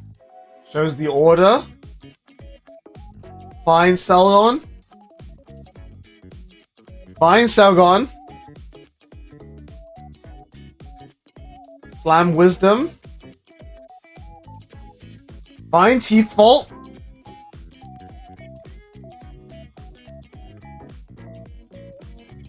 Don't forget to counterblast 1 for the order. There we go. Anything off the Teeth Vault? Nothing off the Teeth Vault. Love to see it.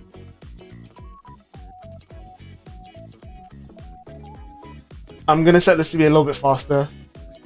Just because we're 2 hours in and we've only watched 2 games.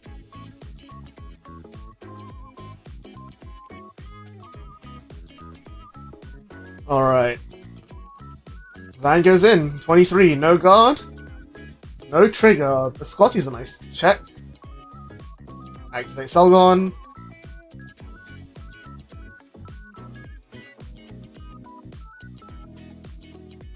And then 23. He's probably going to drop 2 10s for this? Or are they just going to go to 2? Chase wants the guard, but he's going to take it. Second Selgon. That's it. So as of this point, the ban list has not been in effect yet, so we'll see if Chase rides the Shoujo Doji or not. As of this week, he still had the choice.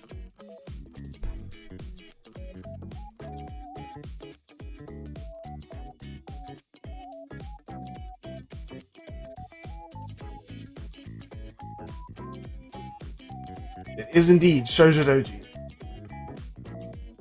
2 counterblast means you can use Isazal and Tenrei, which is pretty hot. Sekiator Soul, Sekiator Board. Yep, fair enough.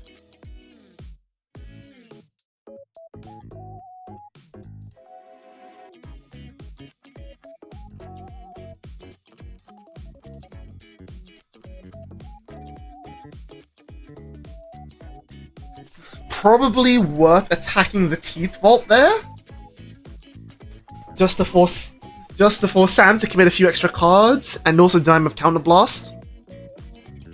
That way, he'll have 1 Counterblast to activate Rezael's effect with Vanguard swing into Vanguard. But then he won't be able to extend any further and spam Biscotti, which is what you want. You want him to force his energy on Biscotti, so that he doesn't have the energy for Nilberis. Isazal comes down. Finds another Isazal, yep. Don't hate that.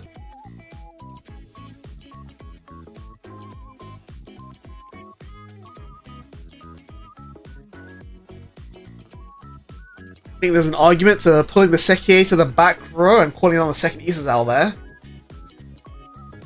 The only risk you run is getting damage denied yourself.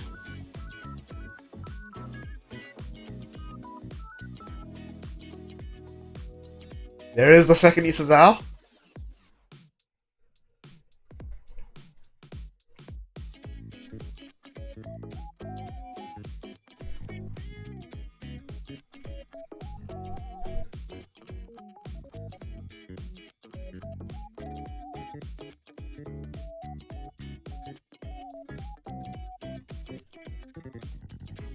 I think the answer here is to intercept one of them, and then take the other 2 attacks, just so you can't get damage denied.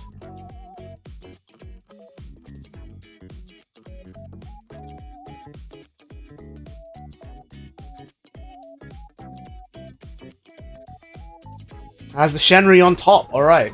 So then you definitely intercept the one that hasn't got a booster.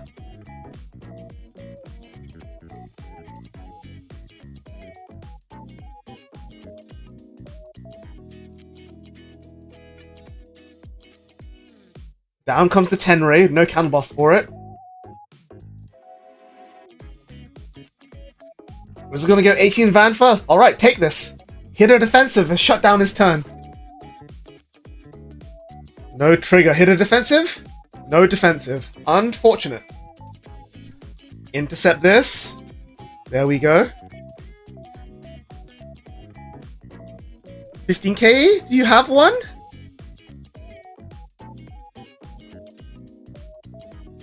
We do not. Defensive it is. Alright. Discard the Biscotti. Energy Blast. Yep. Grey 2 on ride. Out comes the dog again. Dog behind Vanguard. Nope. Okay. So here's the thing, right? I would have put the dog behind Vanguard because you have the 2 counterblasts open. You don't need the countercharge right now. You can get it. You can get it whenever you need to. The important thing is you want to damage deny your opponent, and what that means is having rear guard. Like at this point, you probably want to go Vanguard, swing into 1 rear guard, activate dog, calling out a second dog, and then a Teethfall or a Biscotti or whatever, and then have that column swing into the other rear guard. Then get your 2 dog procs while still damage denying your opponent. That would have been, I think, the ideal line. Order's fine as well, I guess. I still would have put the dog behind Van. I think the countercharge here was definitely not correct. Because, now that this countercharge is never leaving the board. And by playing Wisdom of the World, you're not playing Ladder. Which means that you now cannot, unless you give him 0 counterblast, you can't deny Magen Tenbu. And if you don't deny Magen Tenbu, he loses... if you deny Magen Tenbu, he loses so much pressure on that first turn. Because then he doesn't get any extra attacks, he can't accelerate GB, he can't activate Tenrei. Calling this down I think was a huge mistake. And if you didn't have any other better bodies to call, I probably wouldn't have just activated Order, Wisdom of the World at all. I would have just gone reanimate dog behind Van, or swing rear, Rezael to reanimate dog body, and just get 2 dog activations. I think that would have been way more worthwhile than spending Counterblast on the Order. Because again, that Counterblast is now a Counterblast that you're spending on Rezael and the Order, which you would have saved. You would have had no count... That's my dog tool? Yeah, no, you would, because you just attack the rear, and now you have more rear guards. You make a board, you just don't attack with the board, because you want to deny Counterblast. If this had been a dog, and this had been somewhere else, Vanguard into rear would have guaranteed this dog to proc, and there's no way he's going to guard this rear guard. So this dog would have activated, and then the other one would have activated once that rear guard leaves the board.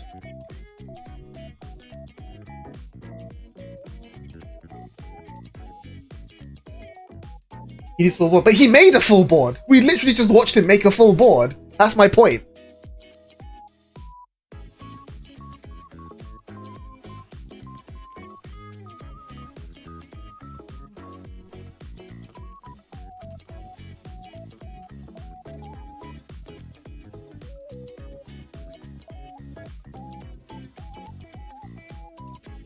But again, the problem here is that, sure, you healed, which means that you can take the damage going into the next turn, but you would then have been damage denying yourself. Because he would then have had... Now that you swing Vanguard, he now has the Counterblast to use Magen Tenbu, and Magen Tenbu can just retire this Countercharger.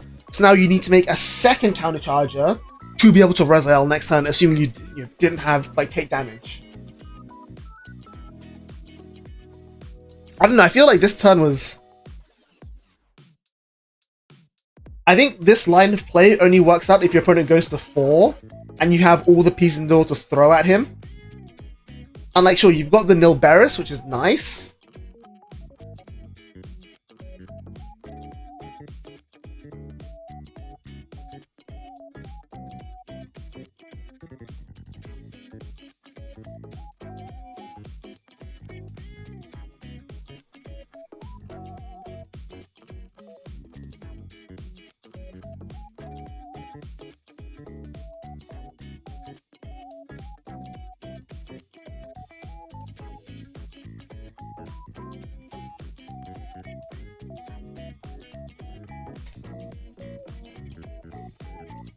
Because like, yeah, your opponent is mailing you. Your opponent has gone up to 4, so it has worked out in the end. But like, and you're ahead on damage. But now they've got all the resources in the world to start playing their game. They've got Counter Blast 1 for Magen Tenbu. They've got Counter Blast 1 to blink the Tenrei. And sure, you heal down to 2. But now you're like, it's still just attacks you have to waste time dealing with.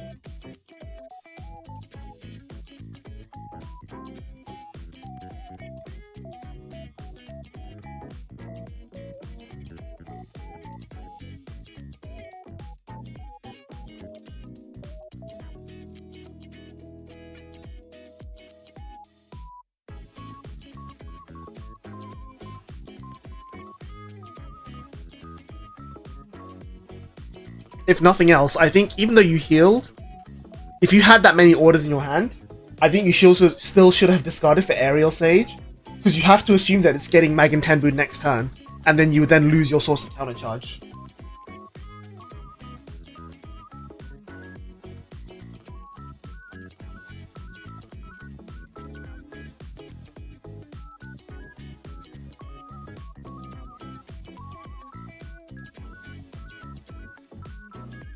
See, now your opponent does the misplay, and they Magen Tenbu the Teeth Vault instead of the Countercharger. So now the mistake you made has gone unpunished.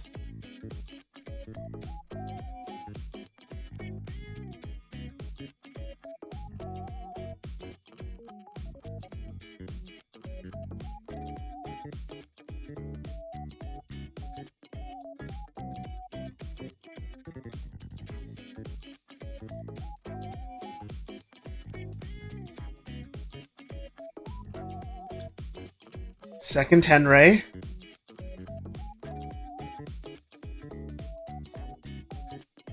Not sure why he didn't do that before Magen Tenbu.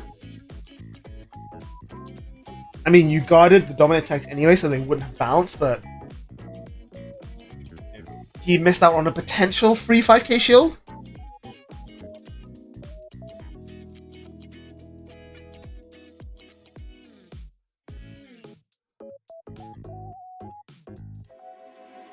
It also meant that he didn't actually have to call over that Isazao.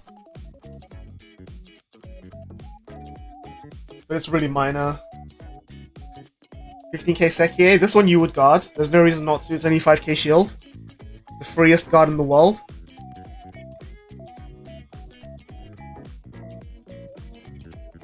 If your hand's that bad that you can't give up 5k, that's concerning. 25 for Rai. Defensive. Now you can give up the 5k shield.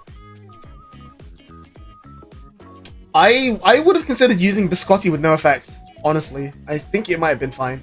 Like, again, rewarded because you hit the defensive, so it worked out in the end, but I feel like it was a really greedy take. I also don't like Sanctude here. Like, I feel like you popped the Sanctude way too early. I think you were better off saving it. Like, you're only on 3. If there was ever a thing to no guard, it would have been this. Like, I assume you don't have PGs in hand, but you're only on 3, so it could have been fine. Obviously, your opponent hits. So here, Frag Vader comes out. Your opponent hits the OT. Not a lot you can do. Like, it sucks. But again, if your hand was so bad that you couldn't afford 5k, it would have been. You just give them the Tenrei bounce and just take the Dominated Swing. Would have been way better off. Instead of taking the rear guard, that you would have shot off 2 extra attacks is the huge difference there.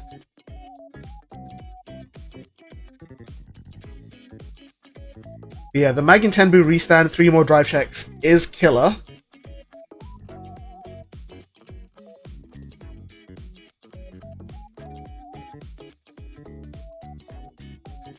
But again, this is only 15.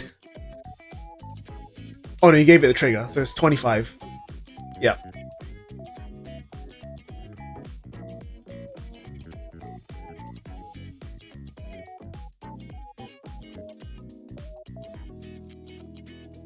I mean, OT happens, you can't really plan around that. But again, like, I still think the Sanctuary was unnecessary because you were only on 2 damage. You could have tanked a lot more damage up to that point. And sure, you hit your own defensive OT, which is cool. It now means that his 100 mil Furai is now guardable. But that's still 35? 35 to 23, so still a 15k shield. Yeah.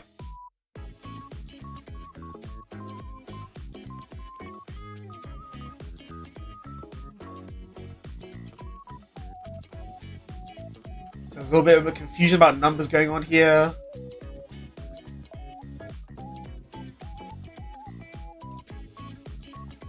But that is only a 35k Furai.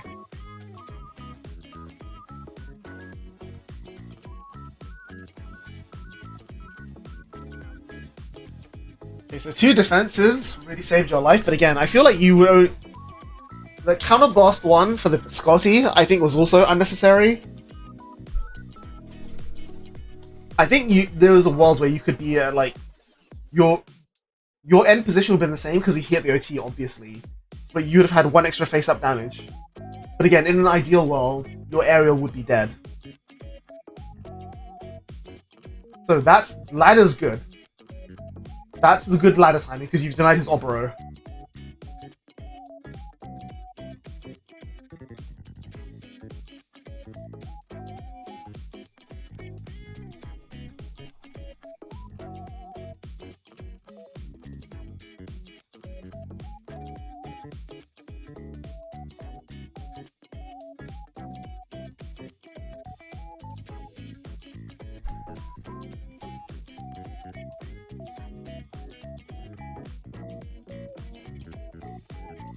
Default off the default. No boosters is kind of lame.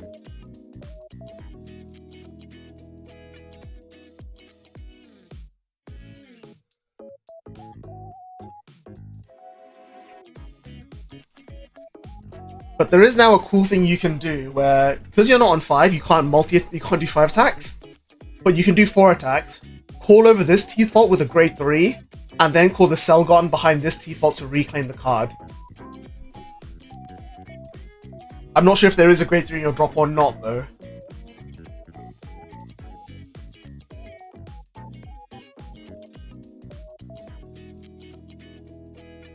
There isn't? Well, maybe you should heal off the Rezael then.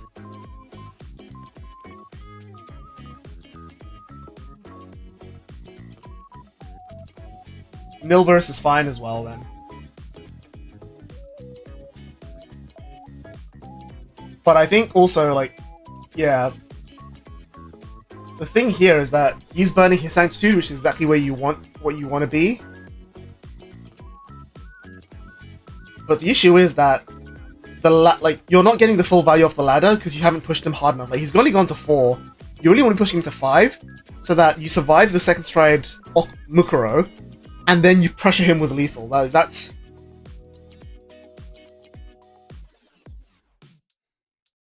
The issue is that the Overtrigger has just drawn him 3 extra cards, which makes things tough.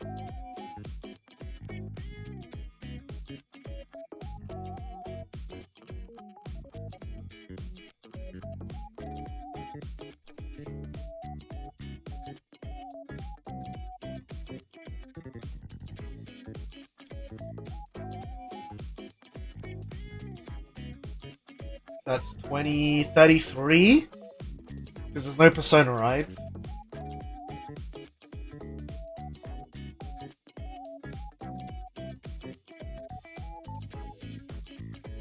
For the record, given how chunky his hand is, I think there is like a legitimate reason to have attacked the 4 right here instead of attacking Van.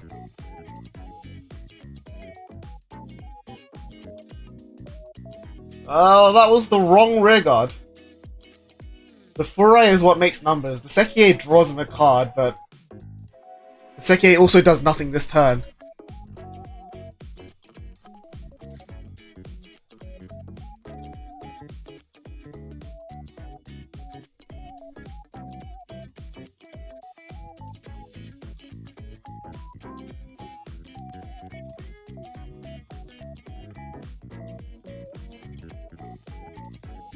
So he's doing the right play. Knowing that ladder's active, so he's going to go into Magen Tenbu. Counterblast 1 to flip for crest scaling, and go for a vanilla turn.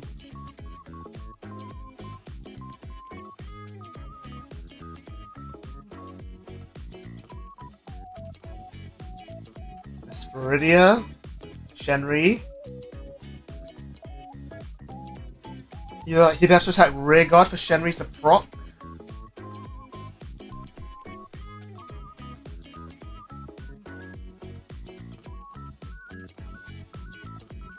I don't think he needed to Esperidia here either. He's only got 3 soul.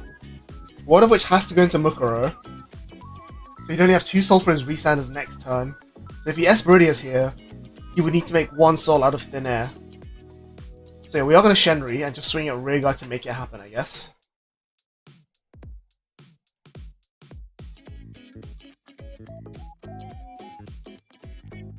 So 28 into rear. I would have guarded. I really would have guarded. Because then it forces him to attack Rearguard again. Which saves you damage. Because he really wants to activate his Shenri. I really, really would have considered guarding that.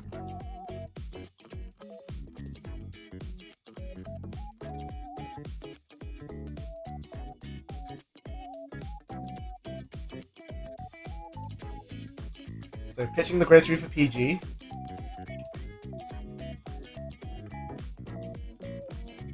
Crit is problematic. Because now you can't... Because now you have to guard one of those rear guards. And another Shenri. So you take the one that doesn't have the crit, go to 5, guard the one that does have a crit, and then try to crack back.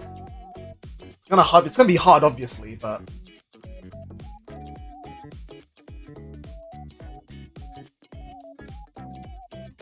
It's 38, 41, 46.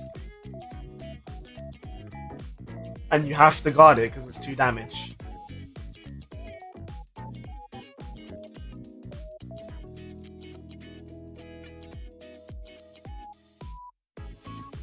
Yeah.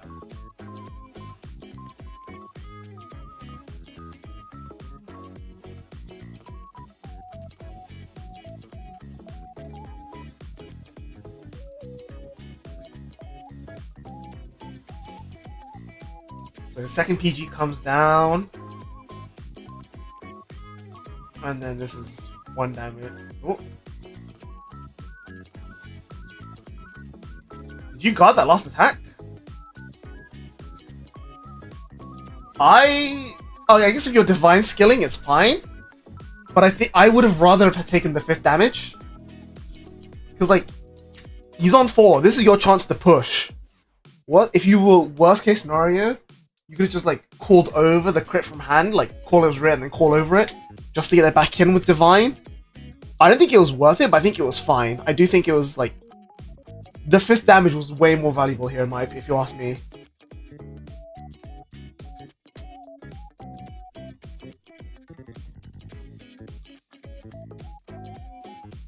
Another Wisdom comes down. So if you're going to Wisdom here, I would not be using Divine Skill.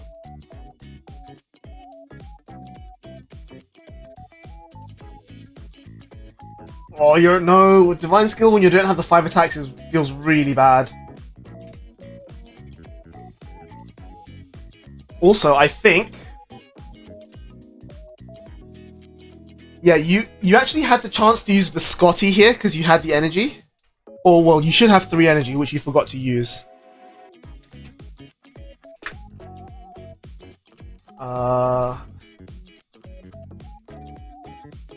Yeah, only 3, like... If you're not on 5, and you're only putting 3 crits back, I think Divine Skill was definitely not worth it. like, sure, you don't have the ladder protection, and you have to stare down Mukuro next turn. It does make it tough, but it just feels really bad because like you're playing it defensively rather than playing it offensively, and trying to play defensively means that you're not actually winning the game. You're just not dying, which feels pretty bad. No, you definitely have more than 8 cards in deck.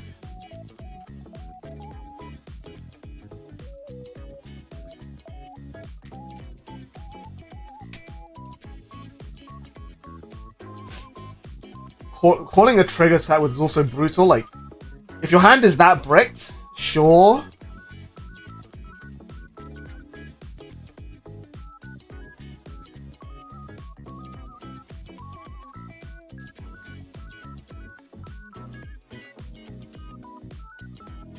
But like, if your hand was that bad, why did you put this here? Why did you not just call it to the front row and just attack with it for 618 instead?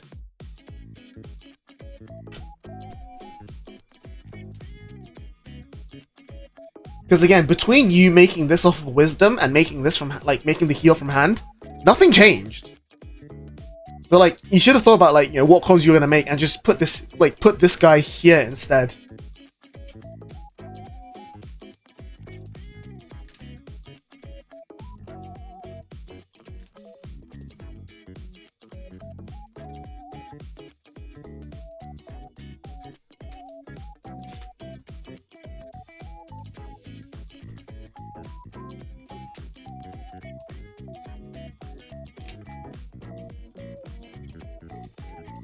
So 38, 43, 43 and 53.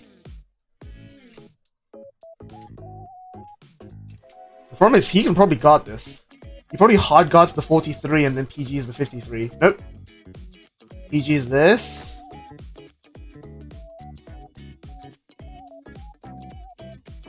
Sound Opster. Yeah, I counter Persona.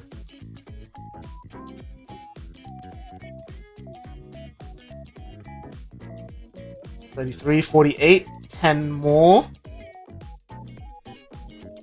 Yep, there it is.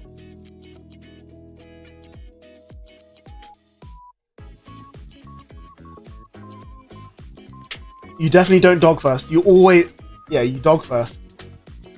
No, you don't dog first. You should have Nilberis first, because you use Nilberis to see what you're going to get off of the dog. That's the huge part of it. Like, because the problem is, now that you've Nilberis put to the bottom, your opponent knows that they can go a little more aggressively, because they know that you put a non-trigger to the bottom of your deck.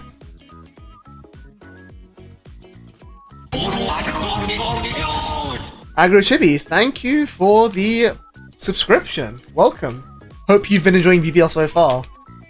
Like, sure, if the problem with going Nilberis second is that if Nilberis sees the trigger, like, your opponent knows that as well, and that's dangerous, because now your opponent plays around it. Like, I'm always the opinion that you use Nilberis to, like, dig for the PG or dig for the defensive piece, so that you can add it with the Selgon. That, I think, is way more important than...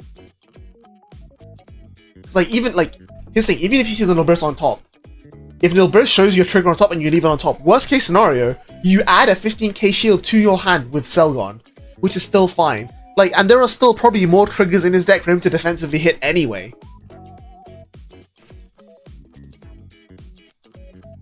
Taking a damage trigger is not a PG, not with 4 crest scaling.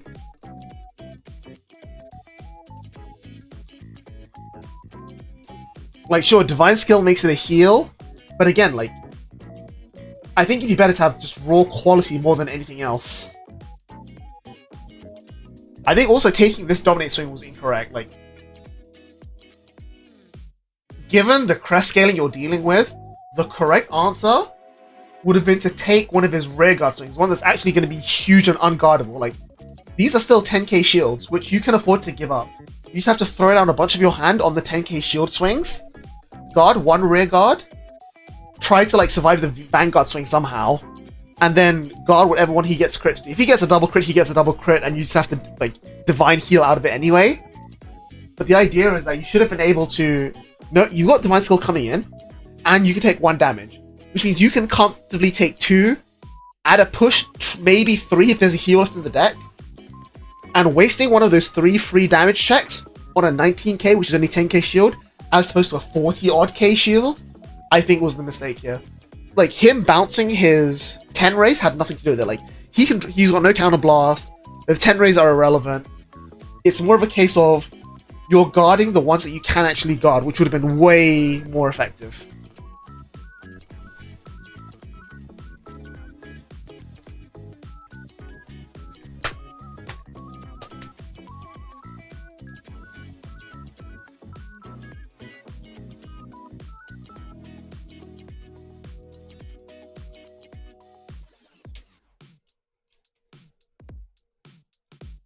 Because, like, this is what? So, double Furai. The Furai's are 25k base. He's got 4 units face up. So, that is 4. Those are 45k Furai's against your 13. That's 35k shield. So, you need 10k shield twice for the 2 dominate swings. So, asking for a total of 55k shield, I think, is not unreasonable, especially when you check 3 crits last turn. Like, if you don't have PGs, that's unfortunate, but again, you lose if he hits double crit. So in that case, it's almost like a viable line to no-guard the Vanguard swing and use your Divine Defensive Heal there as well. Because then that lets you comfortably take one of the rear guard swings and then guard the last one for 35k shield or however much it is. And then fishing for the defensive means that those big crest-scaled rearguard swings become easier to guard. That's also a big thing to focus on. Does a deck that also removes rearguards work well against Nui? No, because the grade 3 Shiranui, start of ride phase, can force your opponent to call from the drop zone. So even if you like leave all your board empty at the end of your opponent's turn, they can just call one from your drop zone and like dominate you with it. And I don't think there's any decks in the game right now that can both leave their board empty and control their drop zone.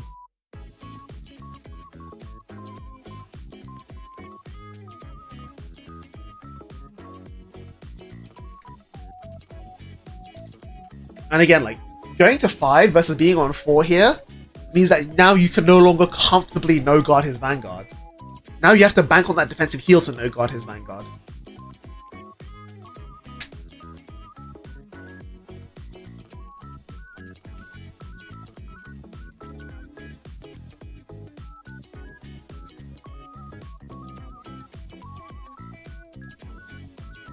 Makes his first ride of middle of turn? Not even, because like after the restriction, they'll be switching to Genkai anyway, and Genkai also calls one from the drop zone.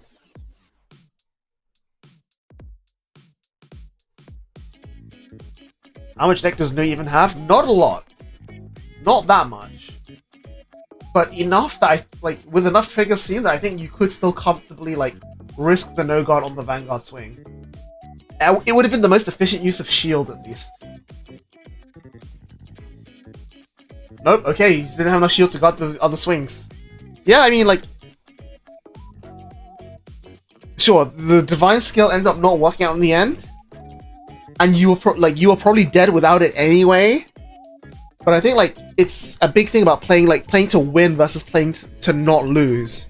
Like, there, you were playing to not lose. So even if you had, like, Divine Healed, survived the rest of that turn, you were not winning. Like, there was no way you were winning. Whereas if the turn before you had gone up to 5, saved Divine Skill, tried to push him a bit harder, you might have had the chance of like just critting him out of the game. That was also a real possibility. Oh, I mean, again, of course as well, like your opponent hit offensive OT on first ride, like you were already in a bad position, so I'm not gonna like criticize you on that much. Again, it's just a case of like, to win the game from that point, you really need to like put pedal to the metal and get yourself in a winning position before your opponent gets into a winning position. But there's not much you can do beyond that. Oh, this is a...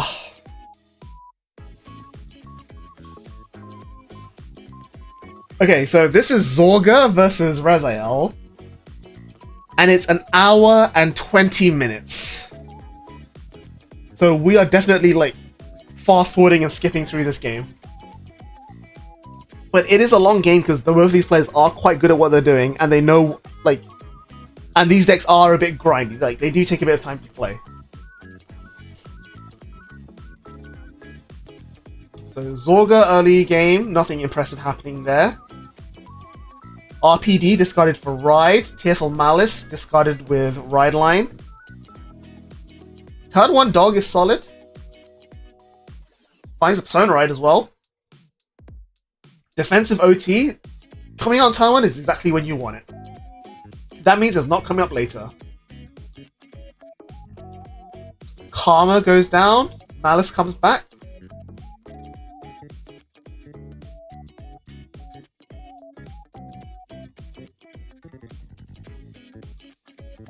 We're going to see Habitat or Shadow Cloak.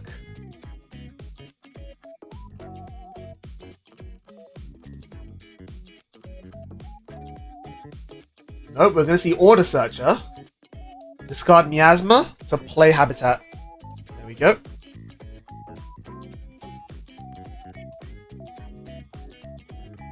Getting the defensive OT means that she couldn't have searched for the Counterblast 1 Bind to add back 2 order. But this is still an overall neutral rather than being a... So both lines are overall neutral. The other would have just set up your columns even faster. Habitat finds a PG that Shadow Cloak will eventually bounce. RPD and Karma come out because of an order being played. You get some early rush coming in. So this is 21 into 8, which is 15k shield.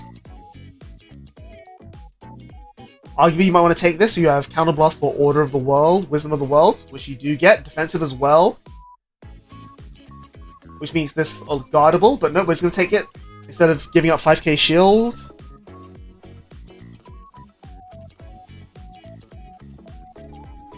Do we have the Wisdom is the important part.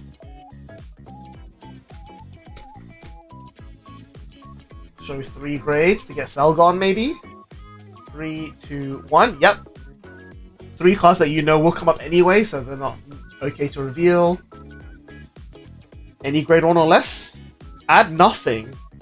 Alright, so whiffing the Ride Line is brutal. But we have at least 1 Selgon in rotation. It's not the end of the world here. Wisdom. Yep, there's Wisdom. Teeth Fault and Selgon come down. Can we find the second Selgon, maybe? Seems like the answer is no.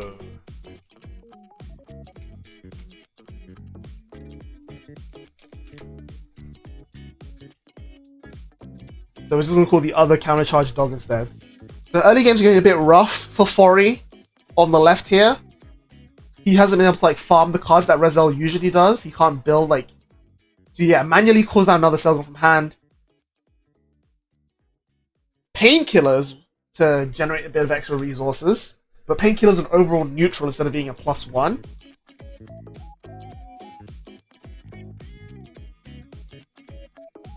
Zorg here doesn't mind getting rushed a little bit. The heal doesn't go off. Column still hit over defensive, just about.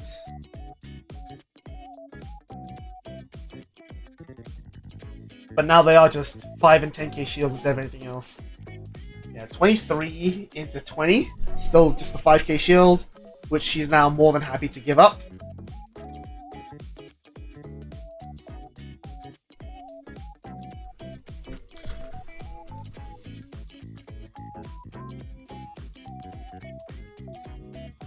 There's the trigger down, second Selgon.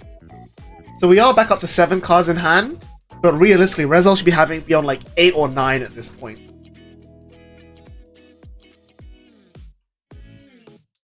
Discard Chalice to Ride into Nadir. Hasn't been able to set up the bind zone as of yet. There's a Mouse in the hand, there's a Miasma in the drop zone. So we're not going to see plus 10k straight away.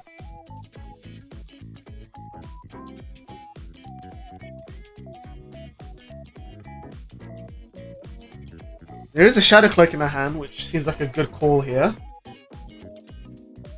Yep, Shadow Cloak comes down. Dump the Counterblast order.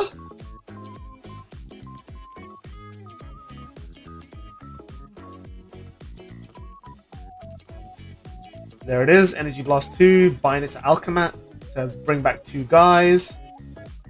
And I think there aren't that many bodies to call back other than like ride line pieces. And a crit, yep. Call over the RPD. There we go.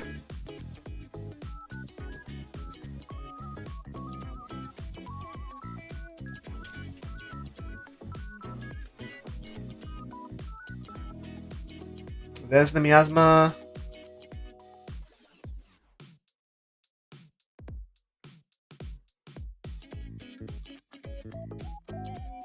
Miasma goes into soul rather than binding. But then RPD comes out. Shadow Cloak can then bounce the PG.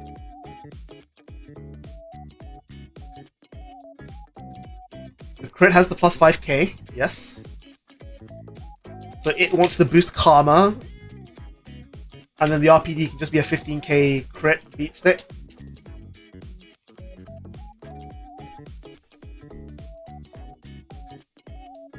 Karma comes out battle phase. Oh, and she energy blasts 4 to gain the crit straight away. It's greedy. I don't hate it, but it is a little bit greedy. But this is still guardable. This is only 20k into 10. So it's just one trigger to block. Nope, we hit the defensive OT instead. Very strong.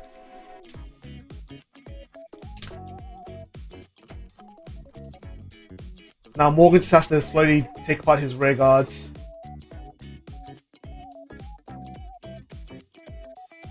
Yep, you just let it go, doesn't want what's 20k shield. Being on only 2 damage means you can't make T-Fault Selgon. It means you make T-Fault Insole crit, or you make Great Selgon trigger, or Selgon starter if you Soul Blast the starter for the painkiller. But yeah, being denied that 3rd damage is actually pretty brutal. The OT came down, definitely had a bad time there. Ride line will bring back the Selgon.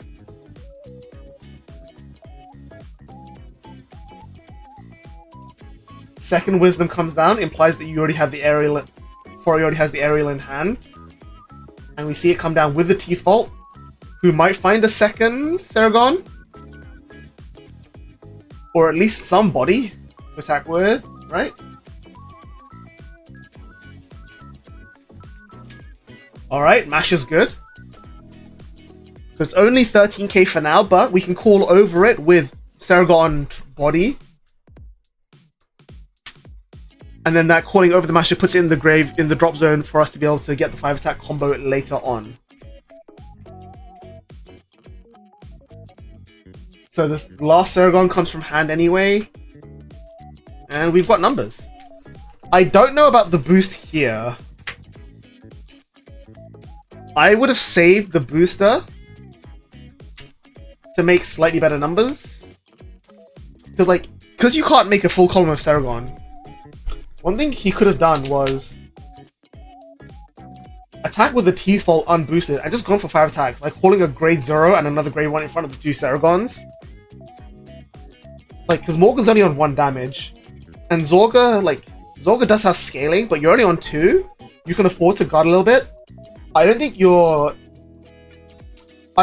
desperate to plus aggressively here, and it might have been better to push Zorga to 3 damage maybe, so that when you Persona Ride, you would have had a bit more lethality going into your Divine Skill turn. The extra cards aren't making that much of a difference until turn 5, turn 6 anyway, when the Zorga bind is getting to plus 20, 25k.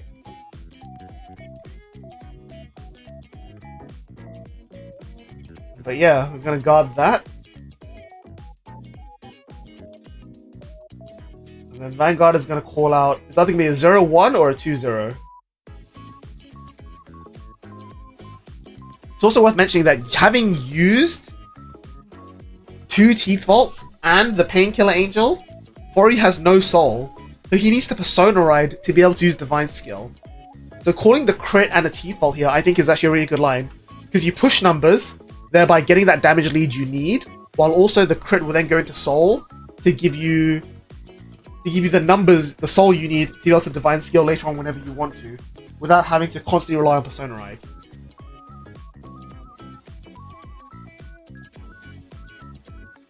But no, we're gonna go 0 and 1 actually. That needs to boost, so in that case it would have been better off just going Selgon instead. Yeah, so we changed the Selgon starter. The numbers are slightly better. And there's like a no guard coming in. So crit Van. Crit Van. Oh, sorry, heal. The heal is really good. But again, with the heal coming up, it would have been fine to push damage and like be aggressive here.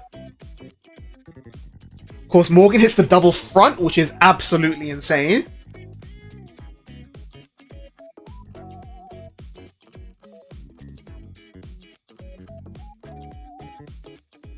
And this is actually 29 into 30, so it doesn't actually hit.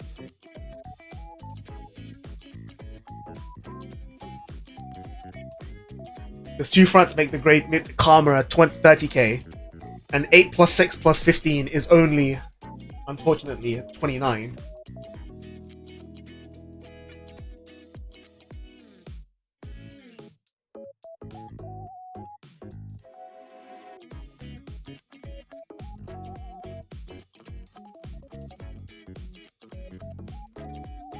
And then this last 33k is only a 5k shield. Oh, is it? Why is it 15k shield? You got 2 fronts, right? Oh no, he hit a heal trigger, so yeah, it's 15k, but she has it, so... He does push her to 3 regardless, so the end result is where Fori's where he wants to be. And obviously, like, the line I was describing where he plays aggressive was countered by the double front anyway.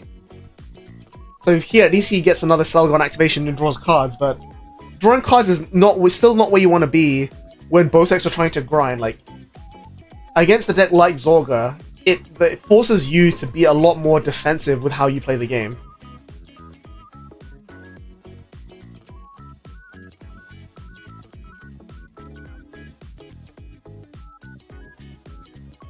So we're going to Miasma.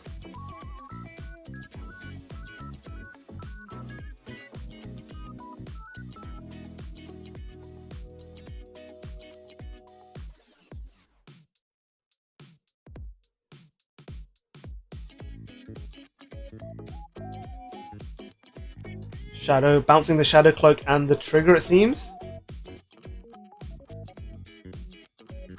And then RPD comes out. Shadow Cloak again to dump something else.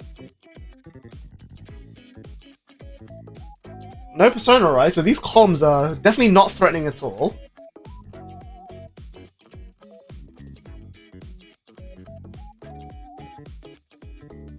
So this is 25... 33, seems?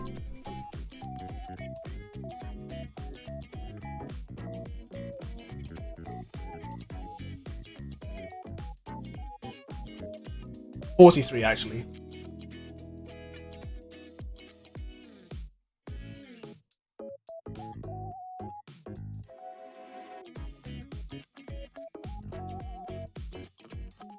Then Vanguard is coming in.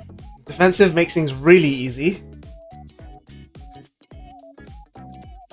I think it's safe to no-guard the Vanguard here, actually. Like, worst case scenario, she crits you, you go to 4. But you can still, like, the Shadow Cloak column's still easy enough to guard. And you then have Counter Blast to be able to, like, aggressively plus and play the game with. Yeah, there we go. Crit comes down, heal comes down is huge.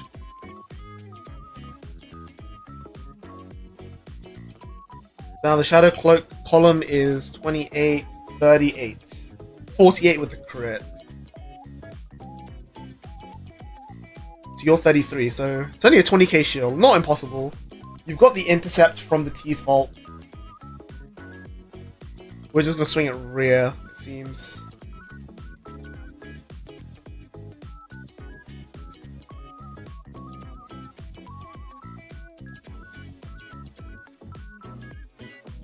Guard that. Yep, alright. So Persona Ride active. Probably not worth using Divine Skill here, because not that many crits in drop. And you don't have the fifth attack to come down. And the question is, with all that damage face out, how is he going to convert that into actual resources and pressure? There's another Wisdom definitely helps. Nilberis is great. Booster for the Teeth Vault, maybe? We do have the Soul.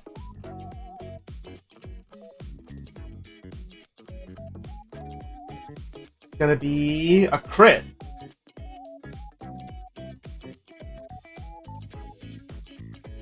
So now, this is the awkward part.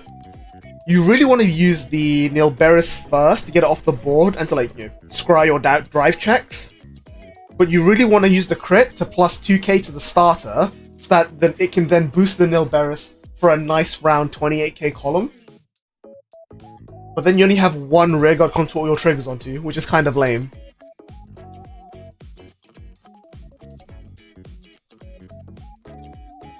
So yeah, we are just going to give up that bonus, those nice magic numbers.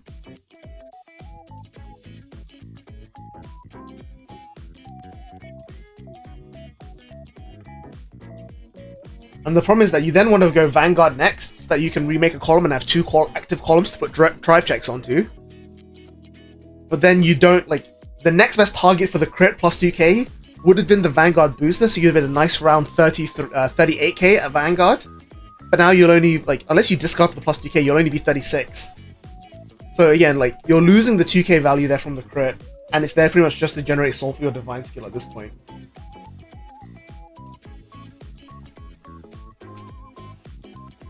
But I think there's no point discarding here because you still have all the counterblast in the world.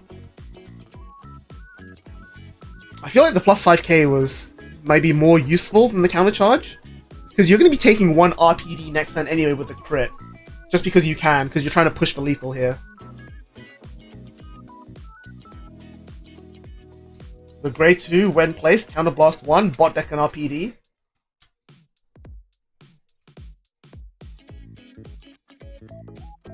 Yeah, there's a lot of discard going on here, which...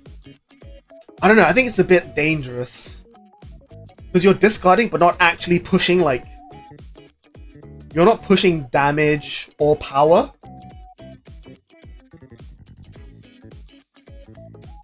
You're just like trading even for a lot of these like, interactions. And even is not where you want to be against Zorga. Front is strong.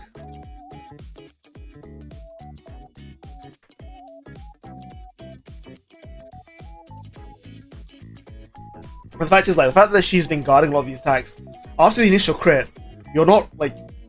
This is the third attack of the turn, and her damage hasn't changed. So you haven't actually like converted any of that into solid advantage. You've just drawn like maybe an extra card.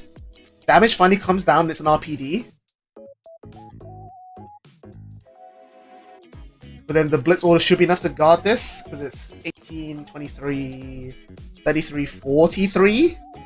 Nope, she'll just take that, go to 5, no defensive. So suddenly things are in a really good position for Fori here. Like, as long as Morgan doesn't like double heal or anything, you should be able to Persona Ride, Divine Skill, and close it out with 5 attacks. Is the idea. Like, you can definitely afford to take you can take one of the RPDs to go to 5 to guarantee your 5 attack combo. The question is whether or not she can farm enough of a hand to get around that. Sonoride is active. Philander to finally make numbers. Is that Habitat, it looks like?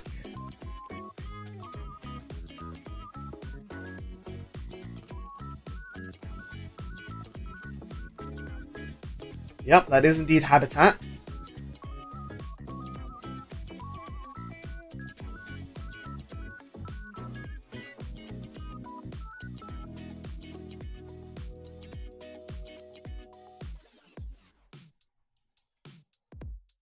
Get the RPD into rotation, but it doesn't get Alchemagic because I didn't see that.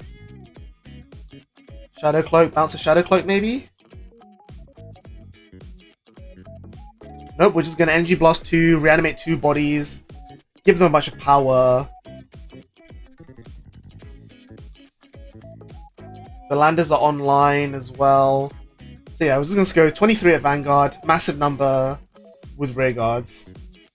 Scotty? Draw something good?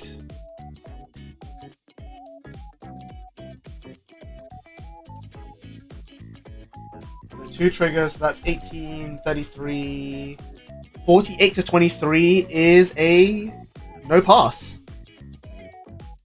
Crit. All to the rear. Second crit? Nope. Heal. So the heal does throw a few spanners into the idea of lethal, but it's not impossible. Like, 4 is still kill range for a big divine skill turn.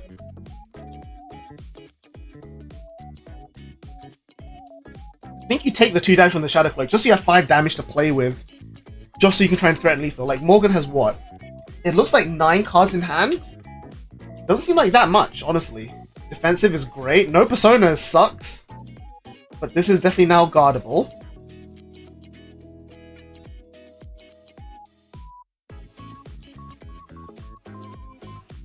I think we divines. So Morgan hasn't used divine skill. We're gonna PG the last column, interesting enough. 5 cards in deck, 4 cards in deck, so now this is the time to divine skill. Maybe you have the cup just to activate Persona Ride?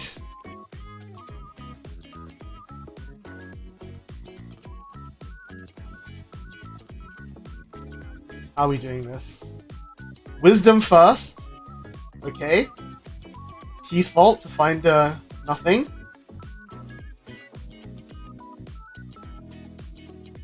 Yep. And then activate Persona to put back all our crits. Yep.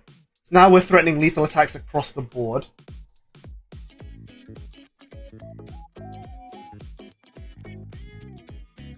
So start with 30.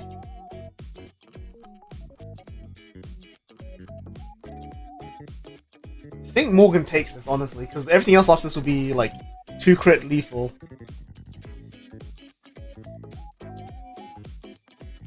So you take this to go to 5, guard the other column because you can, or guard this because you can, and then take the other column, and then deal with 3 more crit attacks. We're not going for 5 attacks. Interesting. Interesting. Did Morgan guard that then?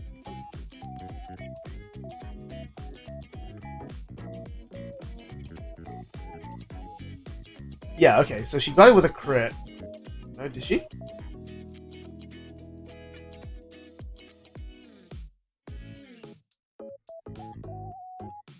Oh no, it's not 30, it's only 20 because you did Persona Ride, right? So the crit actually... Then yeah, everything, the columns now actually become guardable, so guarding that was then correct. Ooh, I don't know, I still feel like you maybe would have gone for 5 attacks here. Because she's only got 7 cards in hand. You saw that as she was counting the hand. Like, even with that Persona Ride, you're still forcing shield. Because every attack becomes lethal from this point onwards. I would have definitely have gone the 20k Teeth Vault into the Shadow Cloak, and then pushed the 3 lethal attacks. Because she needs 3 PGs to survive everything.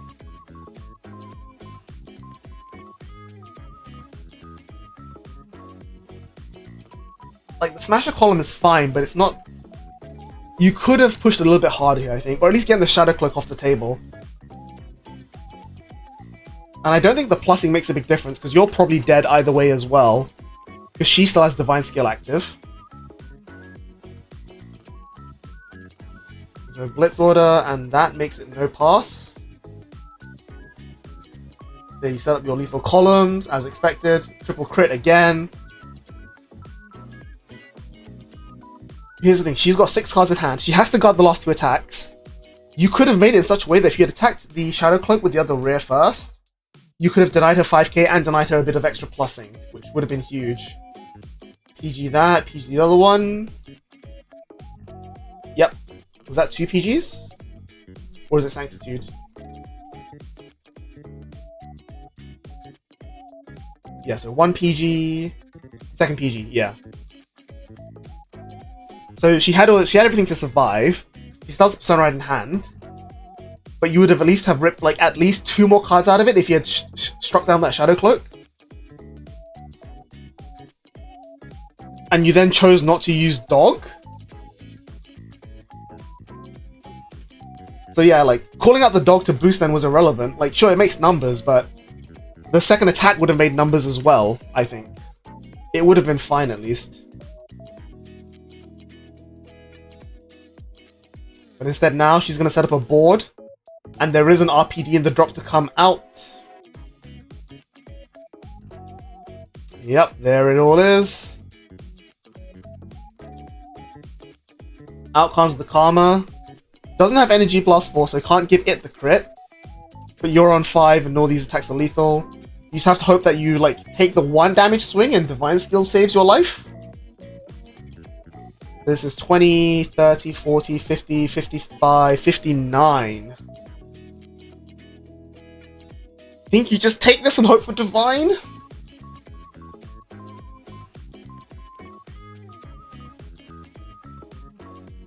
Oh, we're guarding, it seems? Yeah, 3 cards to guard, survives. Vanguard column. PG the Vanguard, PG the RPD. No Divine Skill from Morgan, interestingly enough. Few cards in deck, I don't think you survive this, is the problem. Big Crusher column. But yeah, not being able to push lethal on that previous turn means that she's now got all the leeway in the world to survive. You can go for 5 attacks, but she goes to 5 taking 1 and can then just guard the other ones easily because there's no more crits to come in.